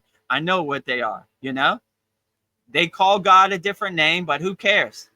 If you're aligning yourself with God, it's a good thing no matter what, right? Are there a couple bad actors? I don't know. I've never met them. So your story doesn't relate to me. I'm not going to get on an airplane or hurt any other people because they're just trying to feed their family and be happy. Oh, I can't deal with you. Right. I don't want your narrative to become my narrative. So if you see the Wizard of Oz behind the curtain, you know their game. And the 1%'s game is divide and conquer. If all of us come together and say, you're just trying to feed your family, you're just trying to be happy, that's what I'm trying to do. We are brothers. We are sisters. We all are together, right? Who should we fight? We should fight the Wizard of Oz telling these ghost stories and these lies, They're in big trouble, and they know that. So they do everything they can to make you hate other people, That's the plan, divide and conquer. I can't talk to this person. They're a New England Patriots fan, and I'm a Pittsburgh Steelers fan. If you say, we're all playing football, may the best man win, that kills their divide and conquer, right? We are the chosen people. We have the real God. You have the fake God. That is divide and conquer, right? We pray to real idols. You pray to false idols. That is divide and conquer, Your skin tone is different from my skin tone. That is divide and conquer. You have a different flag than me. That is divide and conquer. You have a different language than me. That is divide and conquer. So that's how they separate us. Because if collectively we all come together and we see beyond the curtain, beyond the veil, that this is the 1%'s controlling plan, they're in trouble. We're not in trouble, We are the 99%. They are the 1%. So if we can overcome their divide and conquer, their narratives, their mind control, their psyops, then we could see the Wizard of Oz behind the curtain. And we could get Toto to bite that Wizard of Oz right on his ass, So, yeah. So it's such a if you wonderful movie. If you see people just trying to feed their family and be happy, why would you hurt them? And if you see yourself as a reflection of God in them, then God is everywhere and everything. So if I see myself as a reflection, a mirror of that person, I would never hurt them. That person is me and I am them. So they don't want you to come to these type of realizations because it kills their plan, So hopefully everybody can become more aware and more awakened in 2025 and see the Wizard of Oz behind the curtain. I like the little song. We're off to see the wizard, the wonderful Wizard of Oz. We hear he is a whiz of a whiz, if ever a whiz there was. I remember the whole lines to that. I saw that movie. I showed it to my kids, and I remember that, all of that.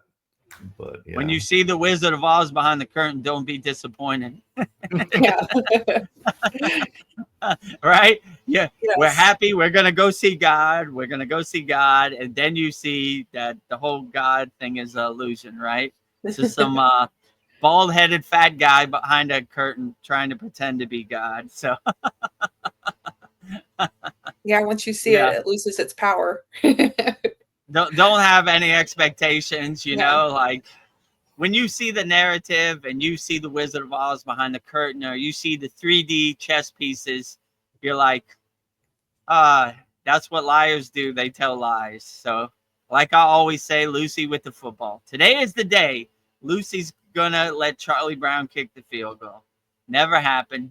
Always pulling that football out, you know. So yeah, just feel people's energy, you know. If they're not harming you, you know, don't let other people tell you of who other people are. Just feel their energy. Their energy feels good.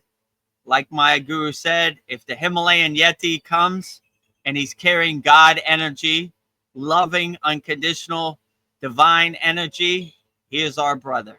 We don't care how big his teeth are, how hairy he is, how tall he is, what country he comes from, what God he prays to. We accept him as our brother. He has loving, unconditional love. The Himalayan Yeti, the Booga Spear, the aliens, we love them all, right? Long as they mean no harm and they're not trying to hurt you or your family, they are our brothers and sisters. We love them all, right? So, like I said in the sad song, I welcome all energies, all alien energies, all energies to come to my house and have tea. Long as you're happy, blissful, God-carrying energies, you're welcome at my house for tea.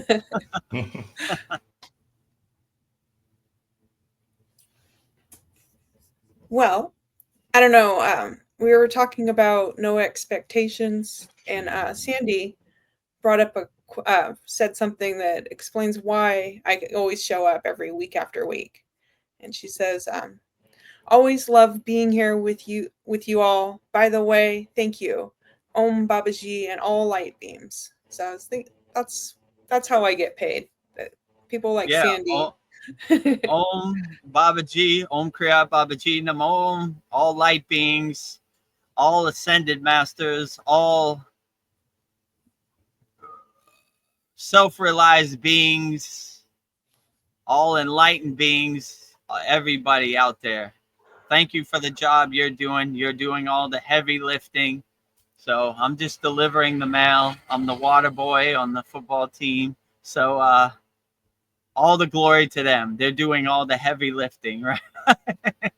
So yeah, I enjoy having you here also, Sandy. So all the light to everybody out there watching this on YouTube or who will watch this later. All light to everybody. All peace and healing and unconditional love. And Sandy had a question for you about Ascended Masters. She wants to know, can we work with them and learn from various Ascended Masters and or gods and various light beings? No restrictions on who we can work with us. Yeah, in my intuition, these light beings, these Ascended Masters, these spirit guides, they kind of don't interfere. They kind of work from a distance. So they'll give you breadcrumbs or signposts or like little intuitions, or as they say in yoga, darshans, like to help you, guide you on the path. But they don't really, they work with you from kind of afar, you know? So yeah, they're there if you need them, you know? But in my case, when I do my puja or my offerings to all the ascended masters, it's more to thank them for the job they're doing. They're doing all the heavy lifting. Sometimes they ask me, what do you, VEDAGURUDEV, what do you want? And I said, I don't want nothing. I want you to keep doing the great job that you're doing. You're doing all the heavy lifting. You're doing the best job of all the glory and grace and devotion to you. Whatever spiritual tradition, whatever ascended master, whatever spirit guide is a part of my spiritual family, I give all the glory to you. So I don't need anything. All I need you to come to work tomorrow, because you're doing the best job out of anybody. Keep up the good work always. So that's what I kind of say to these ascended masters. They're doing the best job. But in my intuition, they work with us, but they work with us at a kind of distance, you know. They don't really interfere. They kind of leave like breadcrumbs or insights or darshan. So in Kriya Yoga, we're always trying to clear out the distractions, the obstacles, the resistance, so we have a clear connection. So there's no static on our radio signal. We just let the signal free flowing, right? So we're clearing all the blockages. As my guru would say, go down to your basement, clear out all the boxes that are blocking your doorway to God. So that's basically what we're doing in our practice. We're trying to clear the signal so we have a direct connection to any spiritual guide or any ascended master or any enlightened being that wants to contact us. So we're always bringing our energy up to our crown, because my guru used to say the crown chakra is the lowest point that these ascended masters or these spiritual beings can come to, right? So we're always trying to open the gate of our crown so we can have a meeting, we can have tea, we can have a clear connection, we can channel all spiritual beings, all enlightened beings. Because if you have a bunch of distractions, it sounds like a staticky radio signal where you can't hear the music on the radio channel. So you just try to tune it in and remove all that static as much as possible. Yes. And then Sandy says we can do a whole lot while socially in the background. As for light bringers, so we aren't in the background. Keep shining, guys. Yeah, bring all light workers to the forefront. There are a lot of dark workers to the forefront. We need more light workers on the front line. So keep shining. Don't let anybody suppress your light workers. Let your soul shine, you know? Bring your soul to the forefront. Bring all the junk and distractions to the background. Bring all that to the background. Bring your soul to the forefront, right? So we always want to let our soul shine, no matter how bright it is. Shine bright like a diamond, you know? Always try to shine as bright as possible, you know? And then Sandy goes on to say, I'm trying to remember the quote by Ram Dass, something like, if you think you're enlightened, go live with the family for a week. Yeah, they will test you. Yeah. So like I said, every day is a test as a yogi. Ram Dass, who was a devotee of named Karoli Baba. If you saw the picture I was holding before, that's a picture of named Karoli Baba. You know, they definitely, my guru used to say, anybody could go into samadhi or deep meditation in the forest where there's no distractions. The real test, the real mastery of your meditation is going in the middle of New Delhi where there's a million cars honking their horn. There's pollution, there's chaos. So yeah, I agree with him. If you think you're an enlightened yogi, go be with your direct family for 1 week and we'll see how enlightened you really are. They would definitely test you. They would definitely push your buttons. So that would be a great test, a great opportunity to see how much mastery you have of your meditation, because your family knows you best, and they know exactly what buttons to push. So they would definitely push your buttons as much as possible for sure. So that would be a great test, you know, like Ram Dass said, right? You think you're enlightened? All right. Go to Thanksgiving dinner, go to Christmas, and we'll see how enlightened you really are. And you'll begin to realize that you need your house is under construction. You need there's some rough edges you need to smooth out, you know, even no matter how enlightened you are, right? I always like when my guru said, we're always a house under construction. So no matter how far you think you go on a path, there's always some work you could do more. There's always something to build. There's always something to fix on the house. And yeah, going to Thanksgiving dinner or going to Christmas dinner, you'll see that glare of the Maya delusional world, and you'll realize quickly, like, I need to do some more inner work. This is really testing me, you know. Your family knows how to push your buttons more than anybody. So, you know, around the Thanksgiving dinner, VEDGURUDEV, you're still meditating. That doesn't work, you know. Yes. Kavachum shield, where are you? Put up that shield, because it's going to be a rough one, you know. So, yeah, you're right. You know, to really see how much mastery you have of your emotions and your emotional reactions, go to Thanksgiving dinner with your family or any family event, and you would definitely be tested. Well, I think you just answered Sandy's question. She said that like ex-wives, current partners, or family members, what role do you feel boundaries has as far as honoring your spiritual path? While still showing loving kindness to these tricky peeps. Yes, that's a good question. Well, I just had to handle that with my daughter. Remember, I told you the little thing and you gave me your advice, but I did have to talk with her, and you know, I tried to be as gentle as possible, but I did have to boundary with the animals, you know, because I'm being affected by that, you know, a lot, and I'm the one who's almost always, not always, but I'm having to take care of these animals too, and it's bothering me. So I put an end to that, and I just told her about her spending habits. You know, I wanted to make sure she's not, you know, building up debt on her credit card, and that she's, you know, being responsible. And I just told her it's best to be minimal. That will save you a lot of work. You know, you'll have a smaller laundry to do, and it's just you can keep organized. But so yeah, I had that little talk, and you know, it went pretty well. So.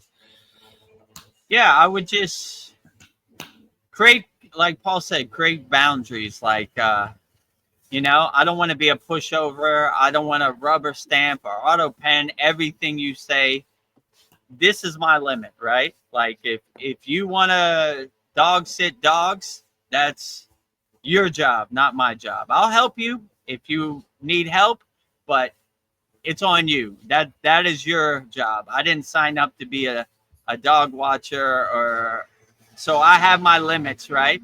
Same thing with your family, you know, like, but with your family, it's a little different because you're attached to them by blood, but still, it depends what it is. If it's somebody in your atmosphere every day, like let's say my daughter, you have to create boundaries and limits. Say, all right, you know, I love you, but I don't accept this, right? You know, this is my limit right here. And if it's somebody you see once a year on Christmas or Thanksgiving, you just be like, okay, you know, it's easy to walk away, you know. When you live with somebody 24 hours a day, it's not easy to walk away, you know. It's hard, you know. You have to come to some kind of compromise, you know. If I see my uncles and they say, Chris, what do you think about the Pittsburgh Steelers? Then, you know, or, you know, why don't you become a football player like your, you know, like your family and this and that? You need to be toughened up and rough. You know, you need to be a real steel mill worker, a real man. You just kind of take it on the chin, like, yeah, whatever. This is my path.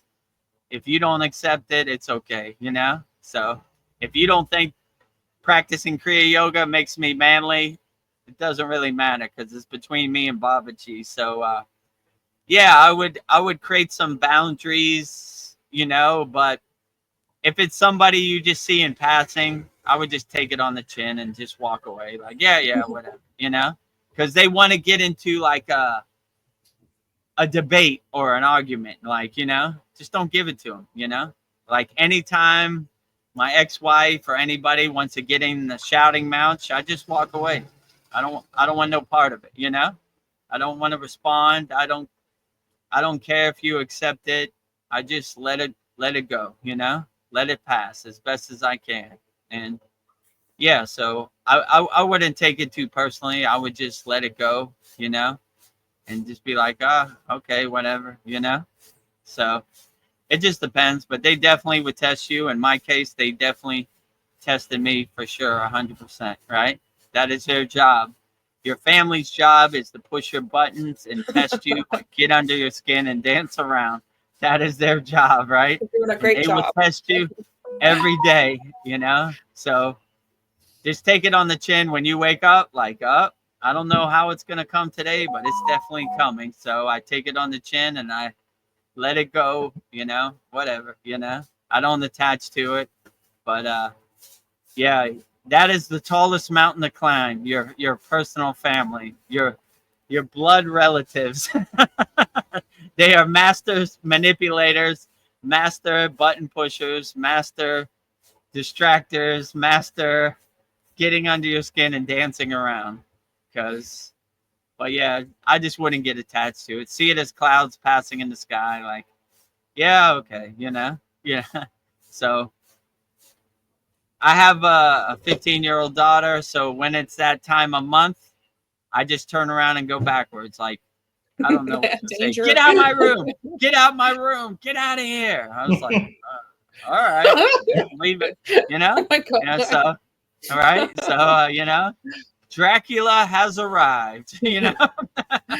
So I just walk out. I just go out the room. I don't question it. I don't think about it. I say, well, I guess it's that time of month. I don't want to be around, right? You know, Yes. let her work it out on her own. You know, if she needs something, she'll tell me. If she doesn't, I give her space and let her, you know, work it out on her own. It's a good life lesson, right? Fix yourself. So, and yeah, that's basically what I do. I knock on the door. Get out of here. Oh, I say, ooh, yeah. I don't want to be here anyway. So. Doing me a favor, right? Yep. Make a U-turn and go the other way, right? Get too close, she'll bite. Right. You know, Dracula has arrived. I do not want to get bit by Dracula today. I'm staying out of the way, you know? It's very wise.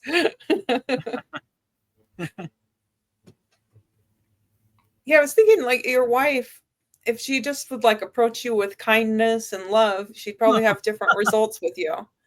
But it sounds like she's that is asking for 2 months. That is asking for too much. Yeah, she wants to smoke. She wants to fight. That is for sure. No kindness, no forgiveness, no compassion, smoke, fighting, beef. She wants beef, right? She just wants to fight you. She wants to fight. Some people, that's how they think you care. If he doesn't care if you don't fight me, right? So I want no part of that. I don't want to be in that movie. I don't want her horror movie to become my horror movie. I want to stay as far away from that as possible, right? Like, so yeah, that is asking for too much for some people to be loving, compassionate, forgiving.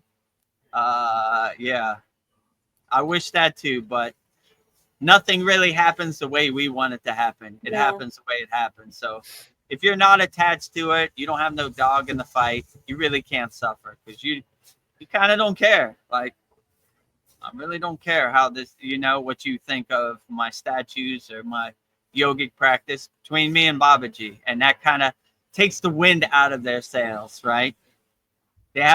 You can't fight with a brick wall, right? It's not going to fight you back. So try to be that brick wall that don't fight back. You know, it takes some practice because, like I said, they're master button pushers, right? I got him now. I know what he really is attached to, what he really feels dear, what he really loves. He loves that Babaji statue so much, right? Hit him below the belt, right? You know, false idols, you know, hitting below the belt, and you just breathe, and you got to be patient and just say, I am not this narrative. I am not this body. I am not this mind. You know, this is a good opportunity to put up my Kavachum shield, and all those meteors that are hitting my atmosphere, dissolving on impact. I don't attach to them. No meteors let through my shield, right?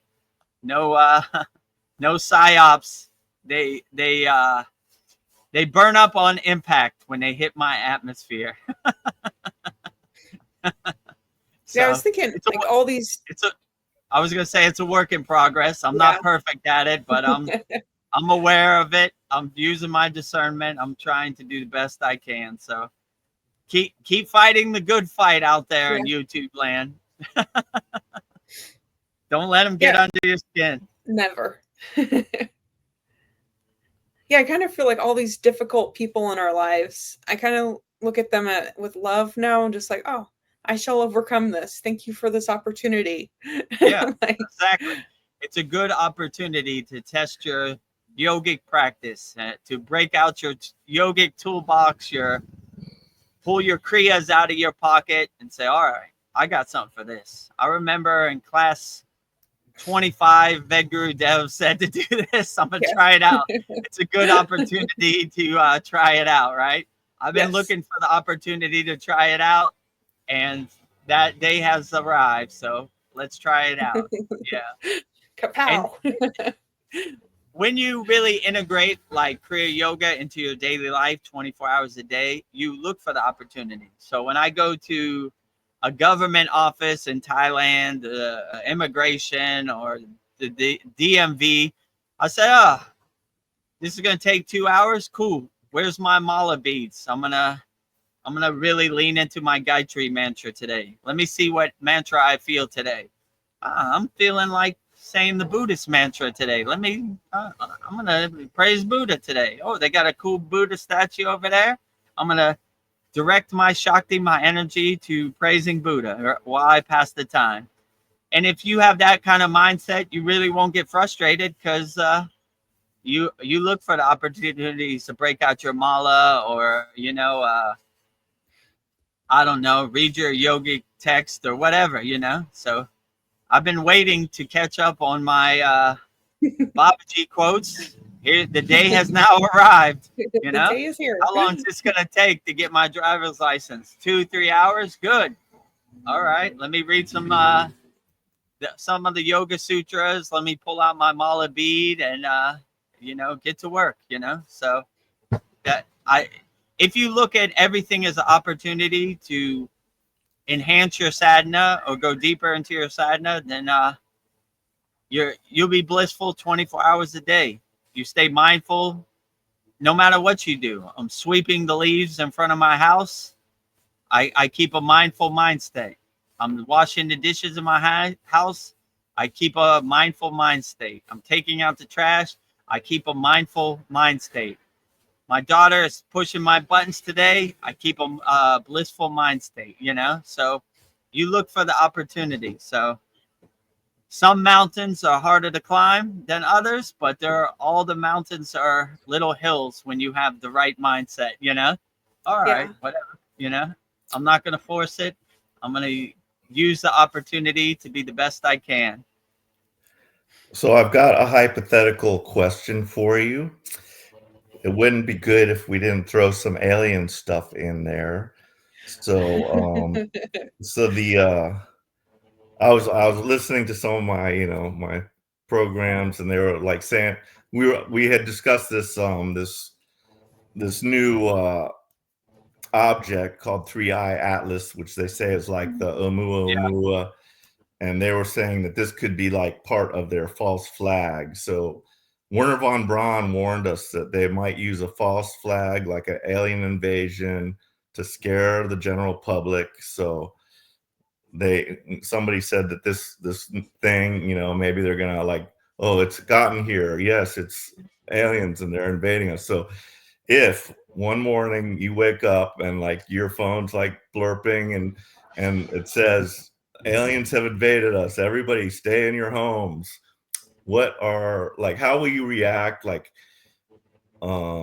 personally, I'm just going to do what they say. I'm going to stay in, I'm not going to kind of violate the law, and I don't want to put myself anywhere where I might jeopardize myself, but I will try to be calming the neighbors and saying, I don't really believe that's what's happening. I've been looking into this. So I think that would be my job, is just like a calming influence on it. But what would you do? And I'm going to switch over to YouTube because it's getting kind of late here, and I'm just going to start listening, but I will listen to your answer.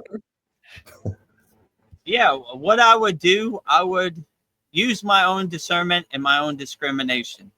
If they say aliens are in the sky, I would go outside and I would see if I see any aliens. If I don't see any aliens in the sky, say that it's a ghost story, or it doesn't affect me in the present moment. So I would use my own discernment. I definitely would stay a fearless yogi no matter what happens in the world. Unshakable mountain 24 hours a day. So if I don't see any aliens, it's another day at the office. Keep doing what I'm doing. If I do see some aliens, I would feel their energy. Are these aliens harmful? Or all these loving, unconditional loving aliens? And if they are unconditional aliens, I would clear out a nice landing pad in front of my house, on the side of my house, wherever they like to land, and welcome them inside my house for tea. So I don't want other people's narrative to be my narrative. I want to see for myself. I want to feel people's energy. I don't want to regurgitate other people's narrative like these are what these aliens are. I want to know. Like my guru said, if the Himalayan Yeti comes and he has God power, then he is our brother. Aliens, do you love God? Do you have inner divinity? Are you kind? Are you unconditional loving beings? You are welcome in my house for tea. So whatever I don't want other people's story to become my story, or other people's narrative to become my narrative. So I don't care how many alerts I get on my phone. I want to feel it for myself, and I'm a fearless yogi. So I understand their playbook is fear. You see, when that C word happened, they are lowering your frequency. So you're easily controlled in a state of fear. I'm in control of your body. I'm going to tell you what you should do with your body, or you're going to be in trouble, right? I am your slave master and you are my slave. I want no part of that. So when they say go right, I go left, right? Aliens are bad. I say aliens are good. Dolphins are dangerous. I say dolphins are good. You know what I'm saying? So anything they say, I don't believe a word they say, because liars tell lies. I want to feel it for myself. So if an alien comes, I want to feel his energy, and I want to know for myself. And yeah, so whatever form they come, if they have big eyes, big head, different color skin, their skin is purple, I don't care nothing about that. I care your inner divinity, your inner energy. And if you have good inner energy that makes me feel good, that makes me feel loving, then I'm definitely going to welcome you inside my house for tea. I don't care what the government says or what the narrative out there is or what the ghost story is. I'm going to feel it for myself. So if that happens, I'm going to go outside, look up in the sky and say, no spaceship. Doesn't affect me in the present moment. Okay? If I go out one day and there is a spaceship, I say, ooh, spaceship. Nice. I always wondered what a spaceship looked like. I'll try. I'll put my hands up in the air. I'll guide them down like you're guiding an airplane. over to the right, over to the left, right there. Come down. You got it. You know? Hello, friends. How are you? Right? Do you like vegetarian? Do you eat vegetables? My food is your food. You are my brothers. Welcome to my house, right? Hello. And I have so many questions. What's it like being an alien? Where did you come from? Yeah. You know, what God do you pray to? What's your mantra? You know, I've been waiting for this day. I got a whole booklet prepared, you know, or I wouldn't even have any questions prepared. I would just say what came off the top of my head, right? You know? Yeah. We were talking in a previous sad song that it was so disheartening and so sad that they killed E.T. in that movie in the 80s. So I am not going to hurt or harm any ET. I'm going to live in a state of ahimsa, which is nonviolence, and welcome them into my house, right?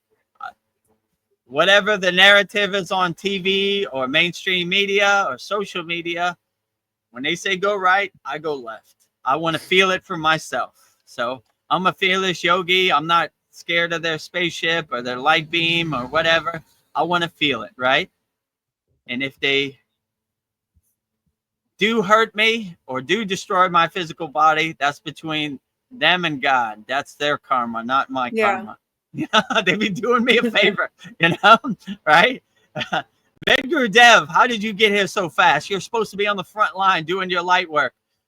Oh, alien destroyed my physical body. It hit me with a light beam. Out of my control. Good to see you, friends. I've been waiting to come home, you know?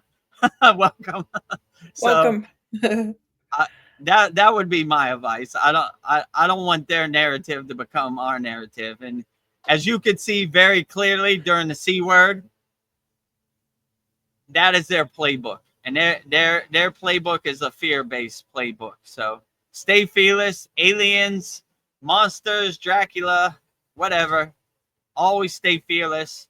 Always be an unshakable mountain no matter what happens out here. So whatever they say, I don't want their ghost story to become my ghost story. I want to feel it for myself. So that would be what I would do in a so-called alien invasion, you know? Well, I think I'll catch up on these comments. So Sandy, she says she's been doing mediumship for 6 years now, and no evil spirits have ever shown up, and they won't. But she's had a hard let me say about that, right? Yeah, I agree with you. I have never, ever seen the demons, devils, never, right? Never happened. I've never had an audience of that. Maybe it's because I'm vibrating on a higher frequency, but I've never had an audience of so-called things that they say are out there. I've never seen it. Yeah. Show yourself. I want to see. I told my guru one time, he said, if you come face to face with the devil, what would you do? I said, I'll kick him right in his ass. I wait for the opportunity. The day has now come. My foot is going to touch the devil's ass. I've been waiting for this day. I've been providing for this. Never the opportunity. Never. I've never, like Sandy said, if you channel beings, where are these so-called dark forces or lower frequency beings? Where are they at? I've never seen them. I've never seen them. They don't give people like us an audience. They stay away from light workers. So these malevolent beings, I can't relate. I've never seen them, you know? I have no stories about them. I've only seen higher frequency beings. Maybe because I'm not dwelling, I don't hang out, I don't put myself in those situations, right? Where these people hang out, but I've never seen them. Where are they at? Show yourself. You know, these are cool ghost stories, but where are they at? I've never seen them. So maybe they stay away from higher frequency light beings like me, or I don't know where they at, you know, but I stay ready so I don't have to get ready.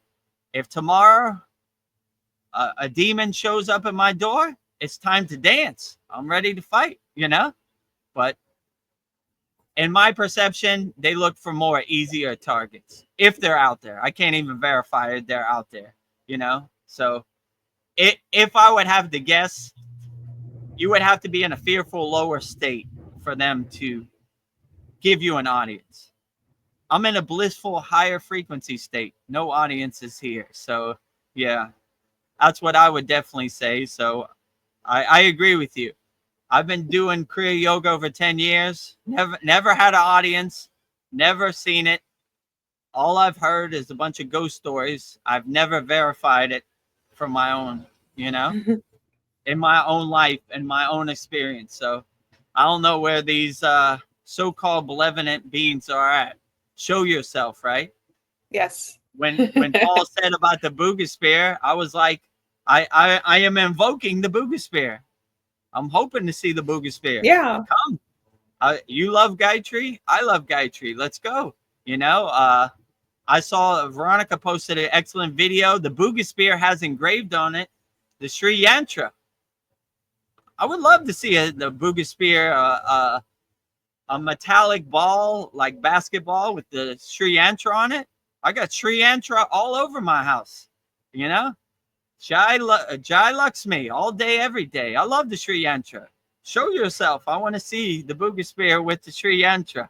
I think they would love to visit you. I'm sure. I'm invoking them. Come on, you know. I'm holding up my Sri Yantra, you know, like in the sad song. I had the Sri Yantra 3D form and the pyramid form. Come on, I want to. I'm ready. Yeah. You know, we can't come. You're gonna jump out the window. No window jumping for me. You know.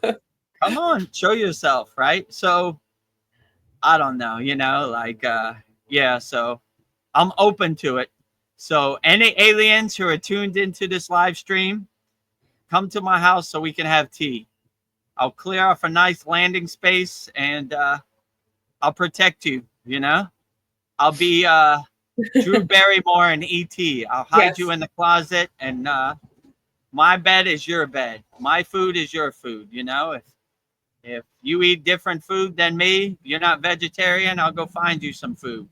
If you say you like eating a bar of soap, I'll go find you a bar of soap, you know? You are always welcome at my house, all aliens. Yeah. I'll make you feel at home. Yeah. My casa is your casa. How do you say it? My Mi casa too? Yeah, mi casa, su casa. Yeah, right. Yes. My house is your house, alien. All right. I'll sleep on the floor. You can sleep in my bed. No problem. Right? You're not scared of me. You're not.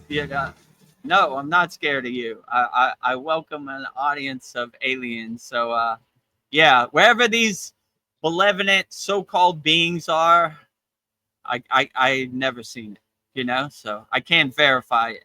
These are cool campfire stories, but in my personal experience, I've never had an audience. So like Sandy said, she's been practicing mediumship for 6 years. I've been a Kriya yogi for over 10 years, practicing Kriya yoga. Never had an audience, you know. In the caves of the Himalayan mountains, I've seen a bunch of lights flying around, but they've never given me an audience. Only seeing from a distance.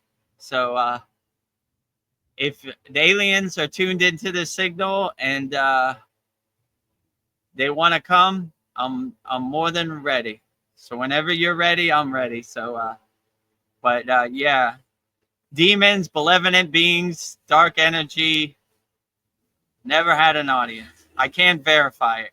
Cool stories, bro. Yeah. And cool if they do come, bye, Felicia. Bye, Felicia. Get out of here. We're light workers. We have no time for darkness and horror movies. I have a blissful, happy movie in my life. Well, Sandy goes on to say, I had a hard time with boundaries for many years. As I got better with them, the spirit realm got close. Nice. Yeah, exactly. Like when you have boundaries and when you kind of break down those obstacles and break down those walls, then you'd be surprised. When you align yourself with the pillar of light and you channel these higher astrological beings or light beings or ascended masters or spirit guides, they are ready to help you on your spiritual journey, right? I posted a Babaji quote a couple days ago. It was like, if you are sincere in your spiritual march, I am ever ready to guide you. So that's kind of how I feel about it too. Like, they're waiting for you to get ready, right? I always say Babaji is 2 years ahead of me. So I'm catching up to him. They're not catching up to me. So they're ready. You just got to do the inner work and align yourself and clear out all the junk, all the boxes blocking yourself. And yeah, these deities will be ready to help you, and you will have a divine, personalized, individualized connection with the spiritual realm. So clear out all your junk, all your blockages, all your resistance, all your obstacles, all your vasanas, all your samskaras, all your ego, all your karma, all your fear. Fear, definitely. No fear, right? Right? Mm-hmm. So whatever deity shows itself to you, have no fear, right? When I got an audience of archangels and they had the seraphim with all the eyeballs, I wasn't fearful of it. I enjoyed it. I said, oh, interesting. Yeah, that's a lot of eyeballs, you know? I like your true form. Very beautiful, very divine, right? And my intuition was they were kind of surprised because most people are fearful. That's not the standard angel visualization of photo, right? So, but I was open to it. Oh, cool, you know? Cool. That looks cool. Why are you hiding back there? Come up here. Let me see you, you know? Let me feel your energy. Let me get an eye on your eyeball, right? Yeah, exactly, right? You know? Nice, you know? So my intuition was they enjoyed that. I enjoyed their energy, right? Most people are, anything that goes against their narrative or their visualization of what things should be makes them in a fear state. No fearfulness for me, right? The Himalayan Yeti is my brother. I am you, you are me. We are one. We are one, right? You know, numerous eyeballs, 8 foot tall with hair and big teeth. I am the Himalayan Yeti, and the Himalayan Yeti is me. I am the Seraphim, and the Seraphim is me. I am God, and God is me. I am Babaji, Babaji is me. I am Mataji, and Mataji is me. On and on and on, right? So when you see yourself as a reflection inside everything, how can you harm that thing? How can you be scared of that? That is me, you know? I am looking at myself in the mirror when I look at any sentinel being, any form. So, yeah, that is me. So that's the way I like to see it, right? I am a seraphim, and the seraphim is me. Yeah. No matter how many eyeballs they have or wings or whatever, you know? I am that, right? No separation. Hamsa. I am that. So that I am, right? I am that, right? That meaning whatever, you know, God. Whatever form of God presents it, I am that, right? I am that, you know? Hamsa. And we have this meditation in our free school. So if you want to learn how to do mantra japa, Hamsa, very profound, right? One of the best mantras in Kriya Yoga. So I am that. That's what Hamsa means. Hum, I am that, you know? So sa, that. Or so hum, that I am. Whichever one works best for you. And if you come to that awareness, then you will realize I am that. That meaning everything. Anything that is a spark of God, I am that. Besides your car. Your car is not a spark of God. It's a piece of metal. Let me go through the comments again. They're building up. Okay, yeah. You put all your comments in the YouTube chat. Sandy says, good job balancing your throat chakra, Paul. Awesome. Yeah, absolutely. Your Vasuddhi, your throat chakra. Your 16 blue petal chakra. Throat chakra. And also the heart chakra, accepting love, loving kindness for ourselves and thus the universe. Absolutely. Yeah. The heart chakra, unconditional love, the anahata, the 12 green petal flower. Yeah. Unconditional love everywhere. And then Paul says, in this digital age, we can not trust what we see on TV. If any of you saw Chad's latest, he used AI to meet with Superman. It looked super real. Yeah, this AI is out of control. Yeah. So in the digital age, my TV is a wall ornament. It's like a picture frame. I haven't watched my TV in years. It's collecting dust. It's just something on the wall that I never turn on. It probably doesn't even work anymore. So yeah, I don't trust anything in this digital age. Especially with AI. Like I think I saw that Chad had a picture where he was taking a selfie with Superman, right? Yeah. And I don't trust any of this. Like anytime I go on YouTube to check our videos, there's always an AI video. Learn Tai Chi, learn how to breathe, and you could. It's obviously AI, but the better AI gets, you're not even gonna be able to tell anything. So I definitely wouldn't trust anything out there. I would use your own discernment, your own discrimination. Don't trust anything you see on the social media slot machine of the internet, or don't trust any mainstream media. Like I wouldn't trust anything anymore, to be honest. Right, when they say go right, I go left. Like this is all fakeness, right? And soon, probably in a couple years, it's all going to be AI. So don't trust anything. Only trust what you resonate with what you feel inside you as you. I don't trust anything I see. I don't even believe my own two eyes anymore. So anything, trust no one. Like only use your own discernment, your own discrimination. Don't trust anything. So yeah, I don't trust anything. But yeah, that's a good example. If Chad can take a selfie with Superman, what can you trust anymore? Nothing. So don't trust anything. Use your own discernment. Use your own discrimination. Only trust what serves you and uplifts you in the present moment. Even the mainstream media isn't news no more. It's not even news. It's people talking about the news.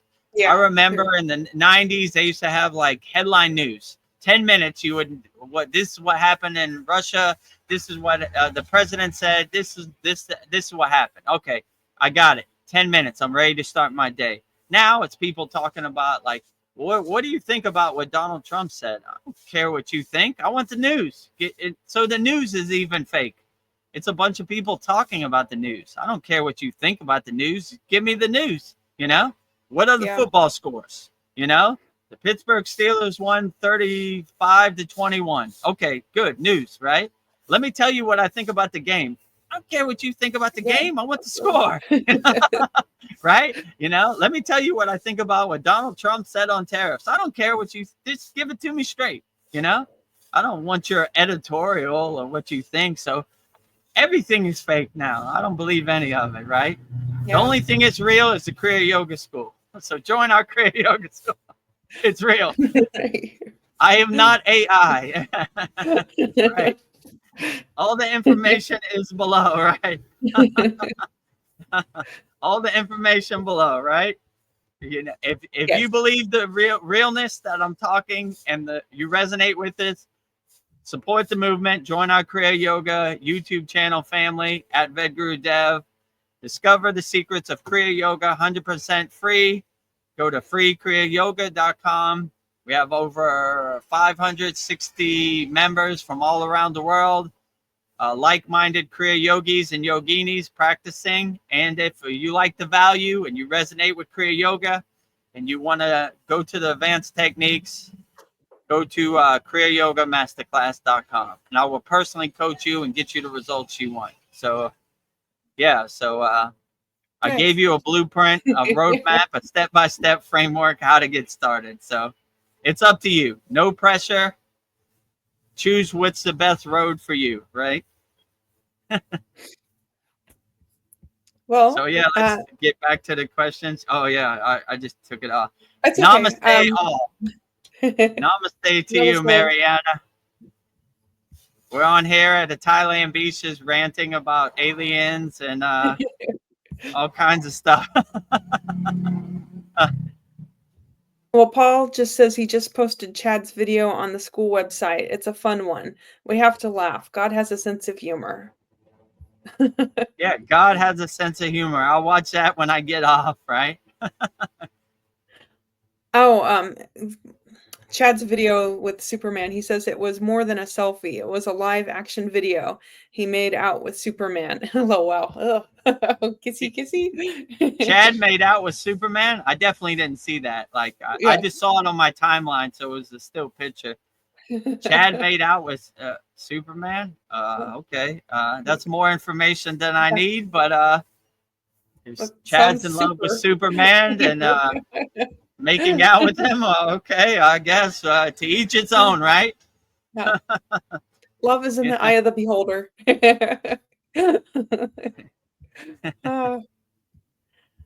Yeah, love is definitely in the eye of the beholder. You know. So anybody has any questions or anything they want to put in the YouTube chat, we'll answer it. How long have we been on here now? Like 2 hours and 25 minutes. So maybe like half an hour more. Okay, great. Yeah, we'll wrap it up around 3 hour mark. 3 hour mark, yeah. I don't know. I feel like with Kriya Yoga, I'm facing myself, but I see the other side of spirituality. Like people use spirituality to hide from themselves. Like they use spirituality can be used as an ugly thing too. Like people that act like they're better than you or pious, they use spirituality as a weapon. Yeah, definitely. The people that think they're superior to you because they are the chosen one and they have God's direct phone number or direct email, and they have all the answers to the universe. So some people take it too far. But if you see spirituality is a way to self-observe yourself and make yourself better and help others, then you're probably on the right path. If you're using it to make yourself better than other people, then you're probably on the wrong path. You know, that's not what spirituality is for. So all these people who say God said this or God said that, Bible thumpers. how would they know? You know, Bible bumpers, Bible thumpers, whatever they're called. How would they know? I like to say God defined as a God can find. I have no clue what God is thinking, what God ate for dinner. I don't want to put God in a box. I have no clue. The source is beyond my comprehension. I'm just trying to do my inner work and be the best person I could be in the present moment. And however it happens, that's how it happens. But by no means I have the secrets to the universe, or I know what God is thinking, or I know what any of this. I'm trying to figure it out as I go myself, you know? Yeah. I'm feeling my way around in the dark also, you know? I'm a house under construction also, you know? So I give the best answers I can, you know, using my own discernment and my own intuition. But you know, anybody that tells you they know what it is for a fact, probably get away from them. Get away from them. I have a feeling it is beyond, you know, all of our comprehension, you know. So just do your inner work. Try to be the best person you can in the present moment. I don't see how you could go wrong with that. So don't let other people's God become your God. I went on a whole rant earlier in this sad song about that. So if you watch the beginning, you'll see that, right? Yes. I got divine inspiration, right?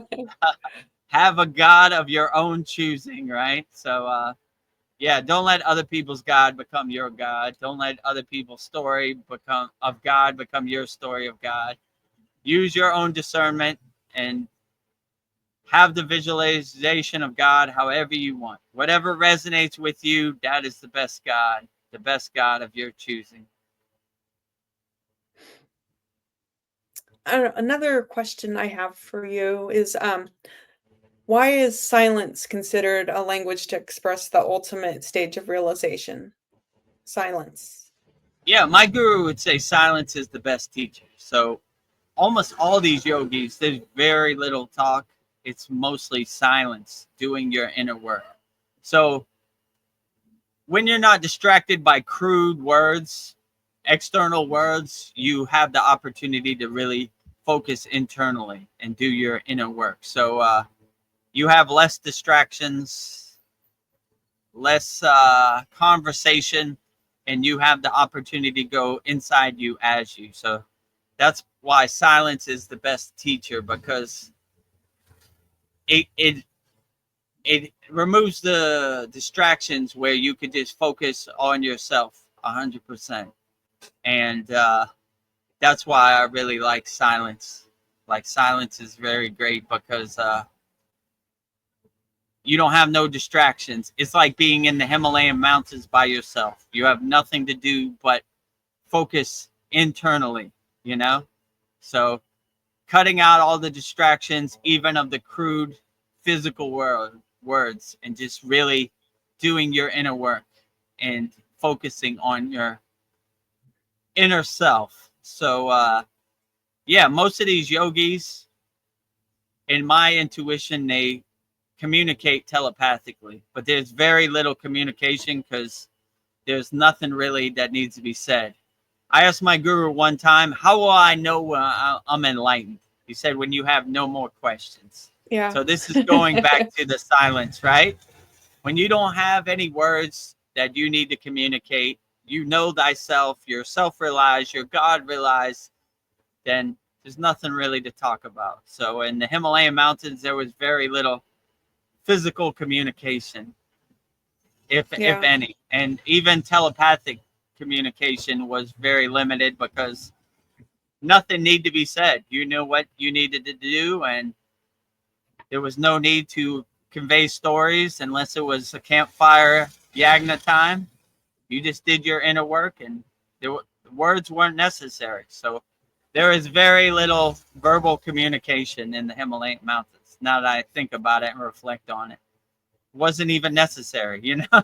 Like, so you knew what to do. Yeah, go ahead. Oh, did you ever do a vow of silence, or was it just that you guys didn't really need to say anything? Yeah, have you ever done it? It's called Mona, right? Mona is silence. So I've done week vows of silence. I've done couple days vows of silence, you know? Yeah, so I was well prepared when it was a 24-hour day state of Mona, which means silence. So, you know, it really helps awaken you and makes you become aware that a lot of words aren't necessary, especially on the spiritual path. So, you know, they have what's called Mona yogis, which are, they never talk. They're in a 24 state of Mona, right? And I've had yogis where they write on a piece of paper, Mona, right? You get it, you know? I'm in silence. Okay, I get it, you know? Sorry, you know? I didn't know you were in a state of Mona, but now I know, right? Nothing to communicate. So if they need to communicate, which is very little, they'll write it on a piece of paper. Like, I don't want to break my state of Mona for something it's not necessary. I mean, but to be honest, there was very little need for words, verbal communication in the Himalayan mountains. So it's almost like a unwritten rule of Mona, you know, in the Himalayan mountains, right? It's not like I'm trying to be in Mona. It's just not necessary to convey stuff with words, you know? I mean, every once in a while, but yeah, mostly Mona, right? That's a good way to be. Silent 24 hours a day. Yeah, I feel like we get uncomfortable with silence. Like, we feel like most people feel like they constantly need to be talking. They can't handle it if it's too quiet. They got to turn on music or turn the TV on or whatever just to have noise. But how nice is it to just not we're have in any? love with our distractions and our conditioning. You know, we think we're not alive, unless we're talking or we're doing something. But it feels good to be in a state of silence, in a state of mona, you know, just being alone with yourself, you know, having tea with you and God inside you as you, you know. So yeah, so our whole life has become like a major distraction. I've said this many times before, so if you heard this, bear with me. My guru told me, VEDAGURUDEV, you're a master distractor. I go, how do you mean, Baba? So your whole life is conditioning, distraction, all this stuff, all these identifications you don't need. Throw them all away. We don't need them. So yeah, that's the way I look at it too. We build up all these identities and all these distraction and all these conditionings we think we need, but when we go into a state of silence, we realize we don't need any of that. So we just stay in silence and throw away the trash and be alone with yourself. So give it a try. Mona. Yes. I don't know, speaking of distractions, like my social media is being flooded with this Liam Neeson and Pamela Anderson love story. And I think it's great, but I'm just thinking, why do I care that I don't Yeah, know. It's just like I don't care. Like, but I right. don't know, How people does are this serve you in the present moment, you know? Wow, that's old Yeah, school. Pamela Anderson and Liam Neeson. I haven't yeah. heard those names in a long time, right? Yeah, I was like, that's good. Yeah. It's, I know, I think we all love a good a comeback story, and I know Liam Neeson's wife, I guess she died in a really bad ski accident and bumped her head, and I don't know. Yeah, and Pamela Anderson has been out of the spotlight for a long time, so but I think maybe they're just promoting their movie. They're just trying to get us interested in them, but I feel like Could everything's a be. distraction. Yeah, you can't trust it. I mean, the best affirmation to have is, how does this serve me in the present moment? Yeah. And you realize quickly it doesn't serve you in the present moment. To know about Yeah. Liam Neeson and Pamela Anderson's love affair, you know, Yeah. like, how does Love is this good, do? but yeah. How does this do my inner work? Yeah, it's good for them, but Yeah. I'm gonna love myself. I have self Yeah. love. You know, I'm gonna have an unconditional love for everybody that comes into my atmosphere, and yeah, good for them, but I'm not going to go down Yeah. that rabbit hole. It doesn't really serve me in the present moment. Liam Neeson is my father. Pamela Anderson is my mother. Good for them. You know, Yeah. it's a cool story for TMZ, but it has no bearing on my life. It doesn't serve me in the present Yeah. moment. You know, like I always say, like, who cares what Kim Kardashian wears to the Grammys? Doesn't serve you. You know, it doesn't help you in any way. It's not going to do your inner work for you. And Yeah. when you detach from all these stories, you see that none of these stories serve you. Even some Kriya yogi stories, you know, like, it's not going to do your inner work for you. So you just kind of watch it like clouds passing in the sky, pictures on the movie screen, but you don't get attached to it. You're just like, whatever, you know. I'm not going down this rabbit hole. I'm going to do my inner work. I'm going to do what helps me in the present moment. I'm not going to give my energy to or attention to this. This doesn't serve me in the present moment. So, yeah, you just kind of let it pass on the stage of Yeah. life. They're definitely the social slot machine. They're trying to steal your attention every way they can, you know, like so just don't give it to them. Yeah. Keep scrolling. You know, put your phone down and do your inner work. You know, you know, Yeah. I'm like, turn the TV off. You know, no need. You know, who cares? You know. I was thinking like I if I am an infinite being, I have no limitations, and I want to live in a place where all I see is possibilities. And but I feel like I have to protect that from others because they'll squash this like when I feel like I have hope, I feel like I have to protect, you know, I don't know, this kind of thinking from others. But what if we all lived in a world where we just saw just so many possibilities that it was infinite? If I'm an infinite being, I should have infinite possibilities. Yeah, that would be a beautiful visualization. And you kind of see that when you're on the spiritual path, you get in your way a lot. You create your own obstacles, you create your own walls, you create your own blockages, you create your own resistance. But when you see that the possibilities of this infinite universe are unlimited, then what can't you do? Not what can you do? You can do everything. Yeah. So there's nothing stopping you. You are totally liberated. You are totally free, and you could just do whatever you want. You're a free bird to fly and go wherever you want as you wish, and you're not controlled by anything. You're totally in a state of what they call moksha, liberation, right? That's a high state of Kriya yoga that we all aspire to. Liberated. I'm free. I do whatever I want. I go where I want. I do what I want. I'm not making other people's story become my story. I do whatever I want. I write my story. I direct my movie. I am the creator of my movie. I make it however I want. And the ending of my movie will happen however I want it to. So when you go to your happy place, you realize you are the creator of your movie, and you can make your movie however you want. The possibilities are unlimited. So make your movie however you want. No restrictions, no obstacles, no barriers, no walls. Make your movie as blissful and as positive as you want, and however you want. So yeah, I would definitely do it like that, you know. So yeah, the possibilities are unlimited. Love is unlimited. Give it wholeheartedly. The possibilities are unlimited, you know. So be the best person you could be, and don't be restricted by anybody else's barriers or limits. Be a free bird. Fly as close to the sun as you can, you know. Enjoy yourself, you know. Yeah. The possibilities are unlimited.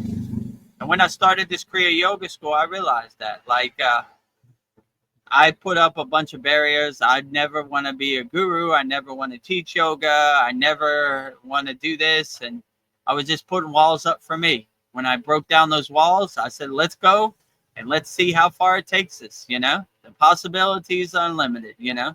So if you told me 2 years ago I'd be on a Thailand beach answering spiritual questions, I wouldn't have believed you. But here I am. The possibilities are unlimited, right? Anything is possible. For everybody. Anything is possible. So don't get in your own way. Get out your own way and let the flow of life happen the way it should, you know? Free flowing. Let it flow and go with the flow. Yeah, and in the same vein, like I am infinite, but this Veronica character I'm playing, it's temporary. So I'm thinking, why do I get upset when I see, you know, everything is made up? I can't get upset. And does anything even matter? Right.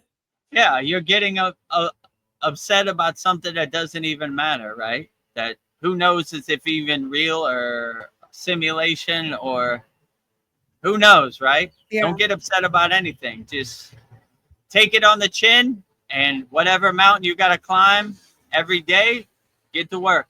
You know, don't overthink it. Put one foot in front of the other, and let's see what happens, you know? Yeah. Don't have no expectations, you know, stay out your own way, and you begin to realize it doesn't really matter, right? Like, you know, who cares? You know, if Liam Neeson is dating Pamela Anderson, it doesn't matter.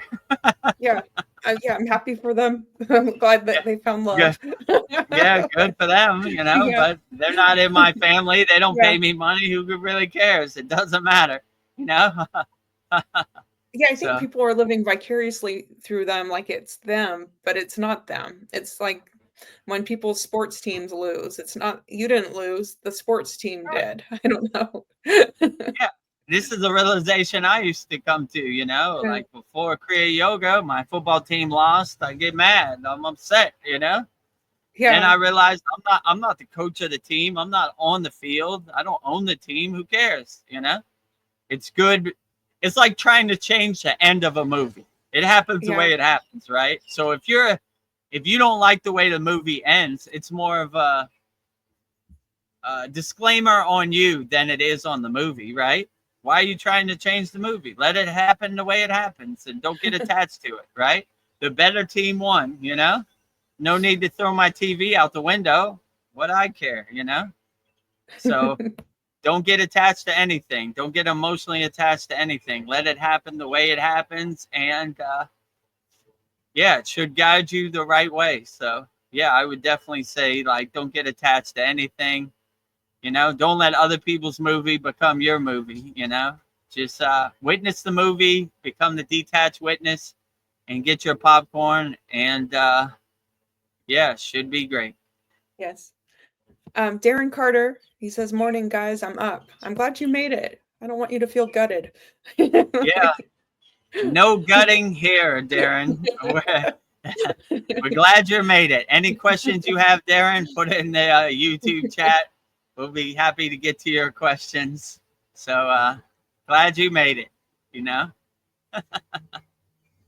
Well, I was looking at some questions Arjuna asked Krishna, and I was imagining if I asked you, and this is a really hard question to ask you. It would kind of put a guru on the spot, because it's like, I don't know, I feel like it's not really, it's kind of like, it's up to me to decide, but I'll read the question that Arjuna asks Krishna. He says, now I am confused about my duty and have lost all composure because of weakness. In this condition, I am asking you to tell me clearly what is the best for me. Now I am your disciple and a soul surrendered unto you. Please instruct me. Is that something you could even answer? Like, yeah, so what Arjuna is saying to Krishna is that he's surrendering himself to Krishna, and he wants Arjuna to guide him. He wants Krishna to guide Arjuna. And Krishna is basically conveying that you have your own free will. I could just give you breadcrumbs, but I guide you from afar. I don't have control over your life. You have to use your own discernment. You have to use your own discrimination to come to your own conclusions and learn your own lessons. It's not, you're gonna not learn the lessons if I give you everything on a silver plate, you know? So it's up to you living in this 3D physical world to find out the lessons of life and what works and what doesn't. And you know, in the Bhagavad Gita, he got some real lessons. He had to go to war with his brothers and his sisters and his family, and he had to make some difficult decisions. But these difficult decisions became his duty, and he learned that by coming to these decisions, he was able to be aware of the world more and what is important in the world. And doing your duty is more important to focus on on helping people and instead of harming people. So this was a difficult mountain that Arjuna had to go through, but we all have mountains we have to climb on a daily basis. So it is pretty overwhelming and pretty difficult, definitely, you know, in the present moment. So I wish Babaji would just touch his magic wand on my head and I would be fully enlightened, and I didn't have to go through all the trials and tribulation of this Maya 3D dense chaotic world. But it's not set up that way, so I take it on the chin and go through it however best I can, you know. So yeah, he's basically telling him what Patanjali says: the line to God is not a straight line, it's a zigzag. So you're going to have to go through something, but all yogis and yoginis go through it. You're not special. It's not your own suffering. Everybody has some karma and some suffering that they got to dissolve and burn off. So just take it on the chin. And if Babaji touched me with his magic wand on the head, I would probably take it for granted. And I went and learned the necessary lessons I need to uplift myself. Yeah, you got to do the work. I got to So- do the inner work. I think I'll end with like a question I asked you last year, but now I don't know, the questions kind of changed for me a little bit. I don't know, when a guru takes on a student disciple relationship, is it a lifetime bond? And how would you describe your relationship with your guru? But first, I just wanted to say that I feel like now that I work closely with you, like we're working on the Kriya Yoga School, I feel like we have created like a bond. But yeah, I feel like I know when you're going to call me. I can feel a tinkling, but it's probably more profound with your guru. But I don't know if you wanted to talk about your relationship with your guru. Yeah, my relationship with the guru, my guru, is more of a, how could I say, like an energy transmission. And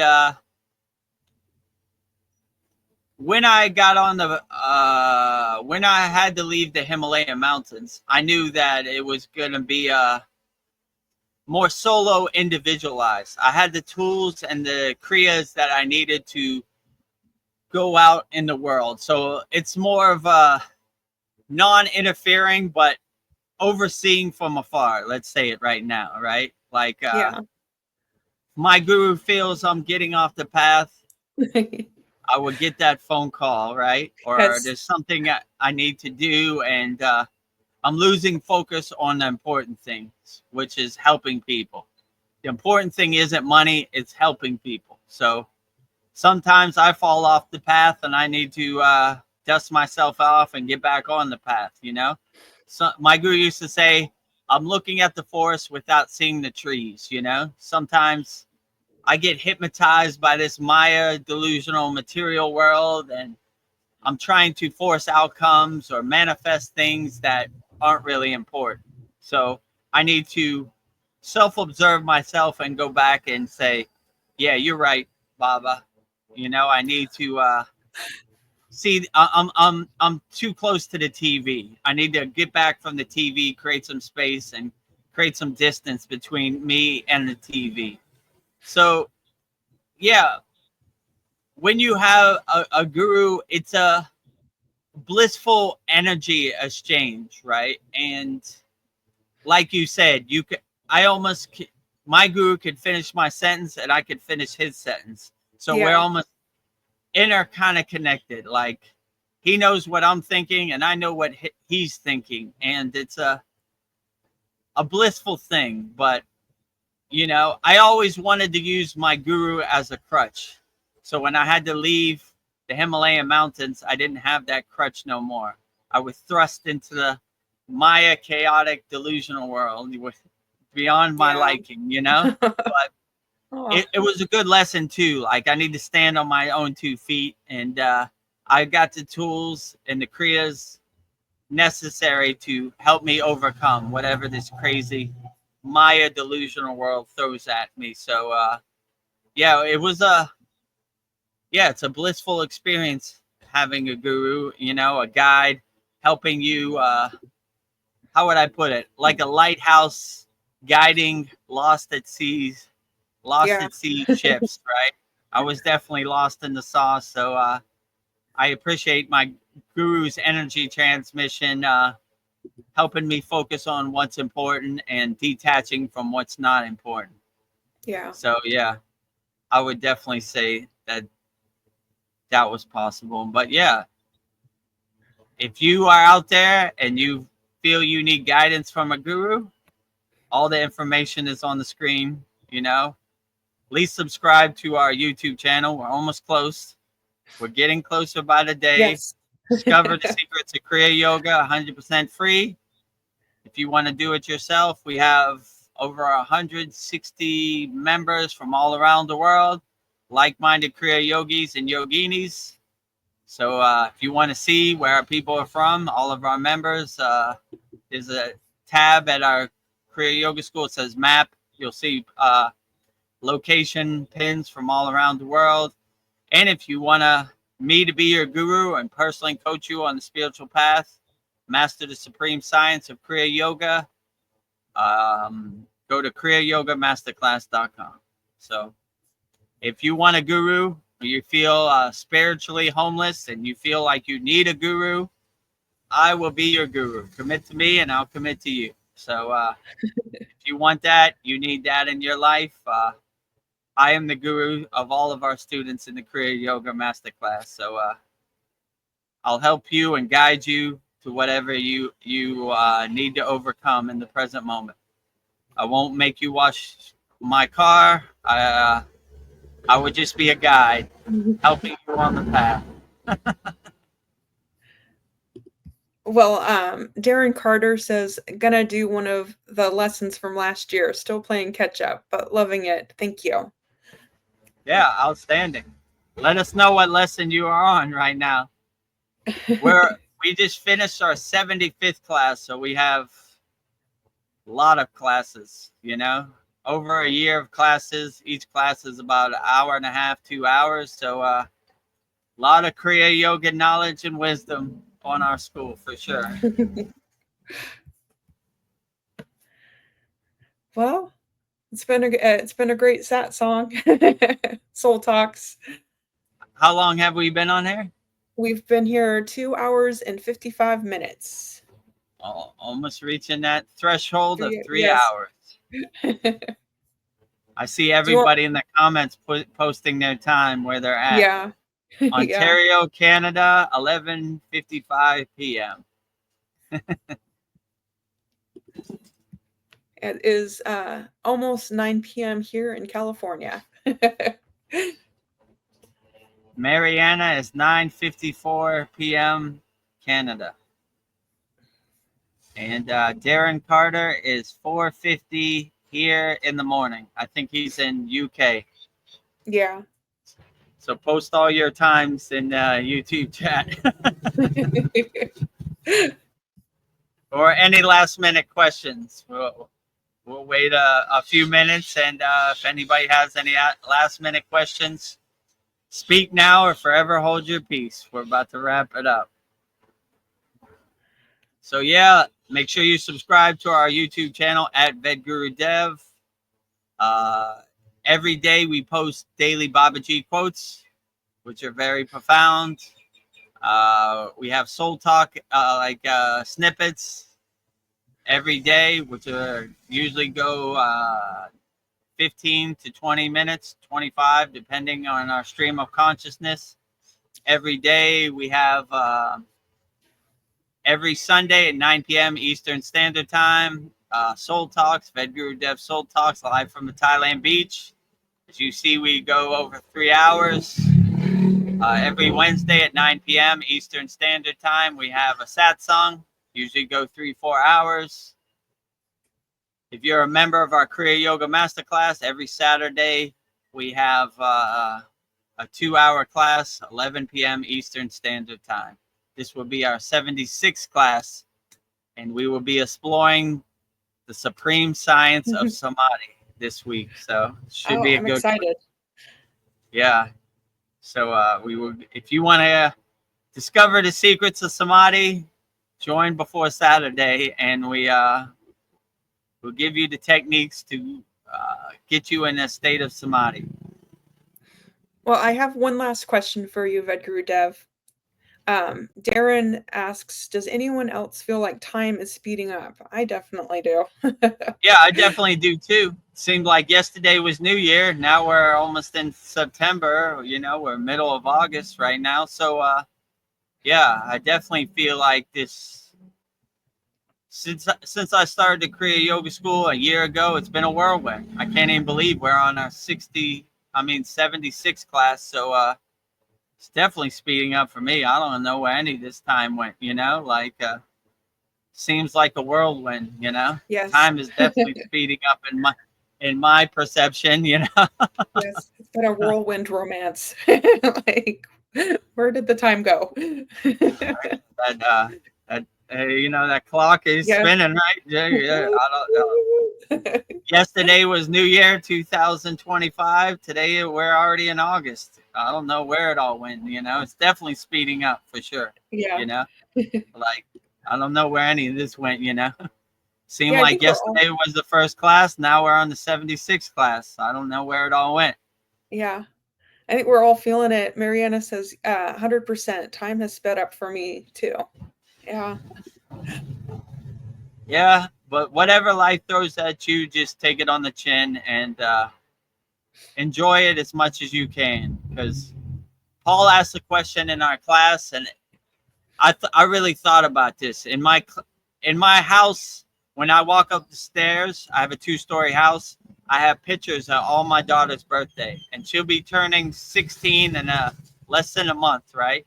So you could see she was a baby, 1 year old. You see, you know, 2 years old, and you see the progress. And I was just like, no matter how fast time goes, just enjoy it as best as you can, and wake up with a smile on your face, and just be happy for the things you got, not what you don't got. And God is great. Every day the sun comes up. I sing a beautiful, blissful song called the Science of Sun Worship Song, giving praise and love to the sun, because the sun is doing the greatest job of all, coming up, lighting up our life. Sing to the moon, sing to all deities, be happy that they're doing the best job of all. They're doing all the heavy lifting. So yeah, just enjoy it as much as you can, because time is definitely flying by. And before you know it, your baby of a daughter is 21, and you don't know even where that time went to, you know. So enjoy it while you can, you know, and yeah, just be happy in the present moment, and don't get attached to other people's stories. Don't make them to become your stories. Just be blissful and happy every day, and I don't see how you could ever go wrong, you know. Yeah. I know the Soul Talks has been 3 hours. It feels like it's only been 3 minutes. That too. Even our Soul Talks, like I never know where 4 hours went or 3 hours went on any of these sad songs. We just start talking and time just flies by, which is great. I know Darren Carter says I'm having a lot of glitchy episodes. Maybe that's deja vu. Yeah, me too. I have deja vu probably on a daily basis. Like I see, like how can I say, like you said, glitches in the matrix, weird things that can't be explained. I don't know how they got there or how it happened. And yeah, that too. Don't really try to make sense of it or attach to it. Just enjoy it for what it is. Like interesting. There's a tiger in my yard today. I'm not going to try to make sense of it. I'm just saying, nice tiger, you know? All right. Have a good day, tiger, you know? Yeah. How am I going to be surprised today? There are a lot of glitches in the simulation and a lot of unexplainable things. And like I said, I get deja vu on a daily basis. Like, I know I've been here, I've been in this situation, but let's try to enjoy it as much as we can. Yeah, Darren Carter says it's like I'm watching my life. Yes. Oh, we are definitely watching our life. I mean, that is a big thing in Kriya Yoga. We are the detached witness. So we don't try to attach to any outcome. We just watch it the same way we watch the movie screen, like clouds passing by, you know? Yeah. Like, get your popcorn and your seat in the audience and watch your life pass by, right? So I say 100% since I got on the path of Kriya Yoga, detached witness, you know, watching the clouds go by every single day, you know, like watching the pictures on the movie screen, water under the bridge, watching my life as it happens. I don't even feel I'm a actor in my own life, you know, I'm just watching the movie on the movie screen, right? Not trying to guide it, just, interesting. Look at VEDAGURUDEV. He's walking in the door of Seinfeld's episode, right? He just slid in. Oh, here is VEDAGURUDEV. I know what happens in this episode of Seinfeld. No soup for you, VEDAGURUDEV. No soup for you. The soup Nazi god VEDGURUDEV again. No soup for VEDGURUDEV. No soup for you. No soup for you. You go. You go. No soup for you. I know Mariana says, I have deja vu. Yeah, I think we all do. When you raise your awareness, like in any spiritual tradition, this is a normal thing that happens, you know? I always feel like I've been here. I've been in this situation, like I said, almost only on a daily basis. And I probably, when I was attached to the Maya delusional world and in my ego self, I was kind of blinded by it. But now I'm more open to these higher spiritual vibrations of breadcrumbs, of intuition and darshans and deja vu. So I'm more open to it. Before Kriya Yoga, deja vu was woo-woo and mystical to me. Now it's a definite possibility. It's a daily occurrence, you know? So these things happen when you raise your vibration on the spiritual path. Yes. Every day feels like Groundhog's Day. Every day is Groundhog's Day as a Kriya yogi. Yeah. Well, Darren Carter says, thanks, guys. I'll leave you be. God bless you. Thank you. God bless you too, Darren Carter. See you on our Saturday class. If you have any questions, turn on your webcam, turn on your microphone, and turn on your speakers in StreamYard, and I will answer all your questions wholeheartedly about any technique. In the beginning of each class, I say, do you have any questions about classes 1 through 75, you know? So if it's class 5, let me know, you know? I'll answer it as best as I can to help guide you on the path. It's a beautiful thing. It's a beautiful thing. Kriya Yoga. What a blessing. So, so I guess we'll wrap it up. If you haven't, make sure you support the movement at VEDGURUDEV YouTube channel. We're getting close to 1,000 subscribers. Help put us over the top. VEDGURUDEV YouTube channel. Also, discover the secrets of Kriya Yoga, 100% free. Go to freekriyayogamasterclass.com, join our group, and be around over 560 like-minded Kriya yogis and yoginis from all around the world. If you want to see all of our members, click on the map tab and you'll see location pins from all of our members. And if you like the value and you like the Kriyas I gave you in the free Kriya Yoga School and the classes I gave you in the free Kriya Yoga School, and you want to go to the advanced Kriyas, join me, Veronica, Darren, Mariana, Paul in our Kriya Yoga Masterclass. Go to kriyayogamasterclass.com. Master the Supreme Science of Kriya Yoga. Hundreds of classes in there.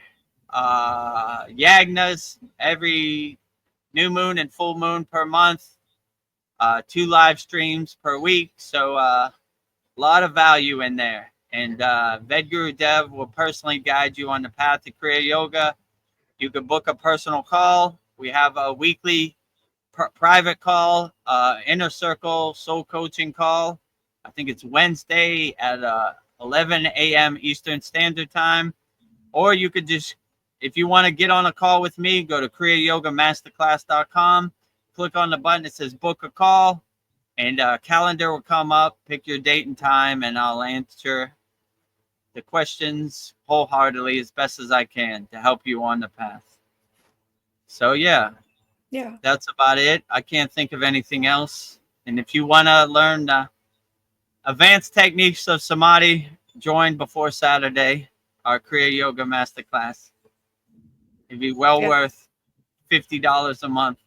Best $50 you will not learn that from any other Kriya Yoga school. They would definitely gatekeep that in my intuition experience to the end, right? So you'll end up spending thousands of dollars before you actually get the samadhi techniques. They hold those for the end. It's the grand finale of all initiations in Kriya Yoga.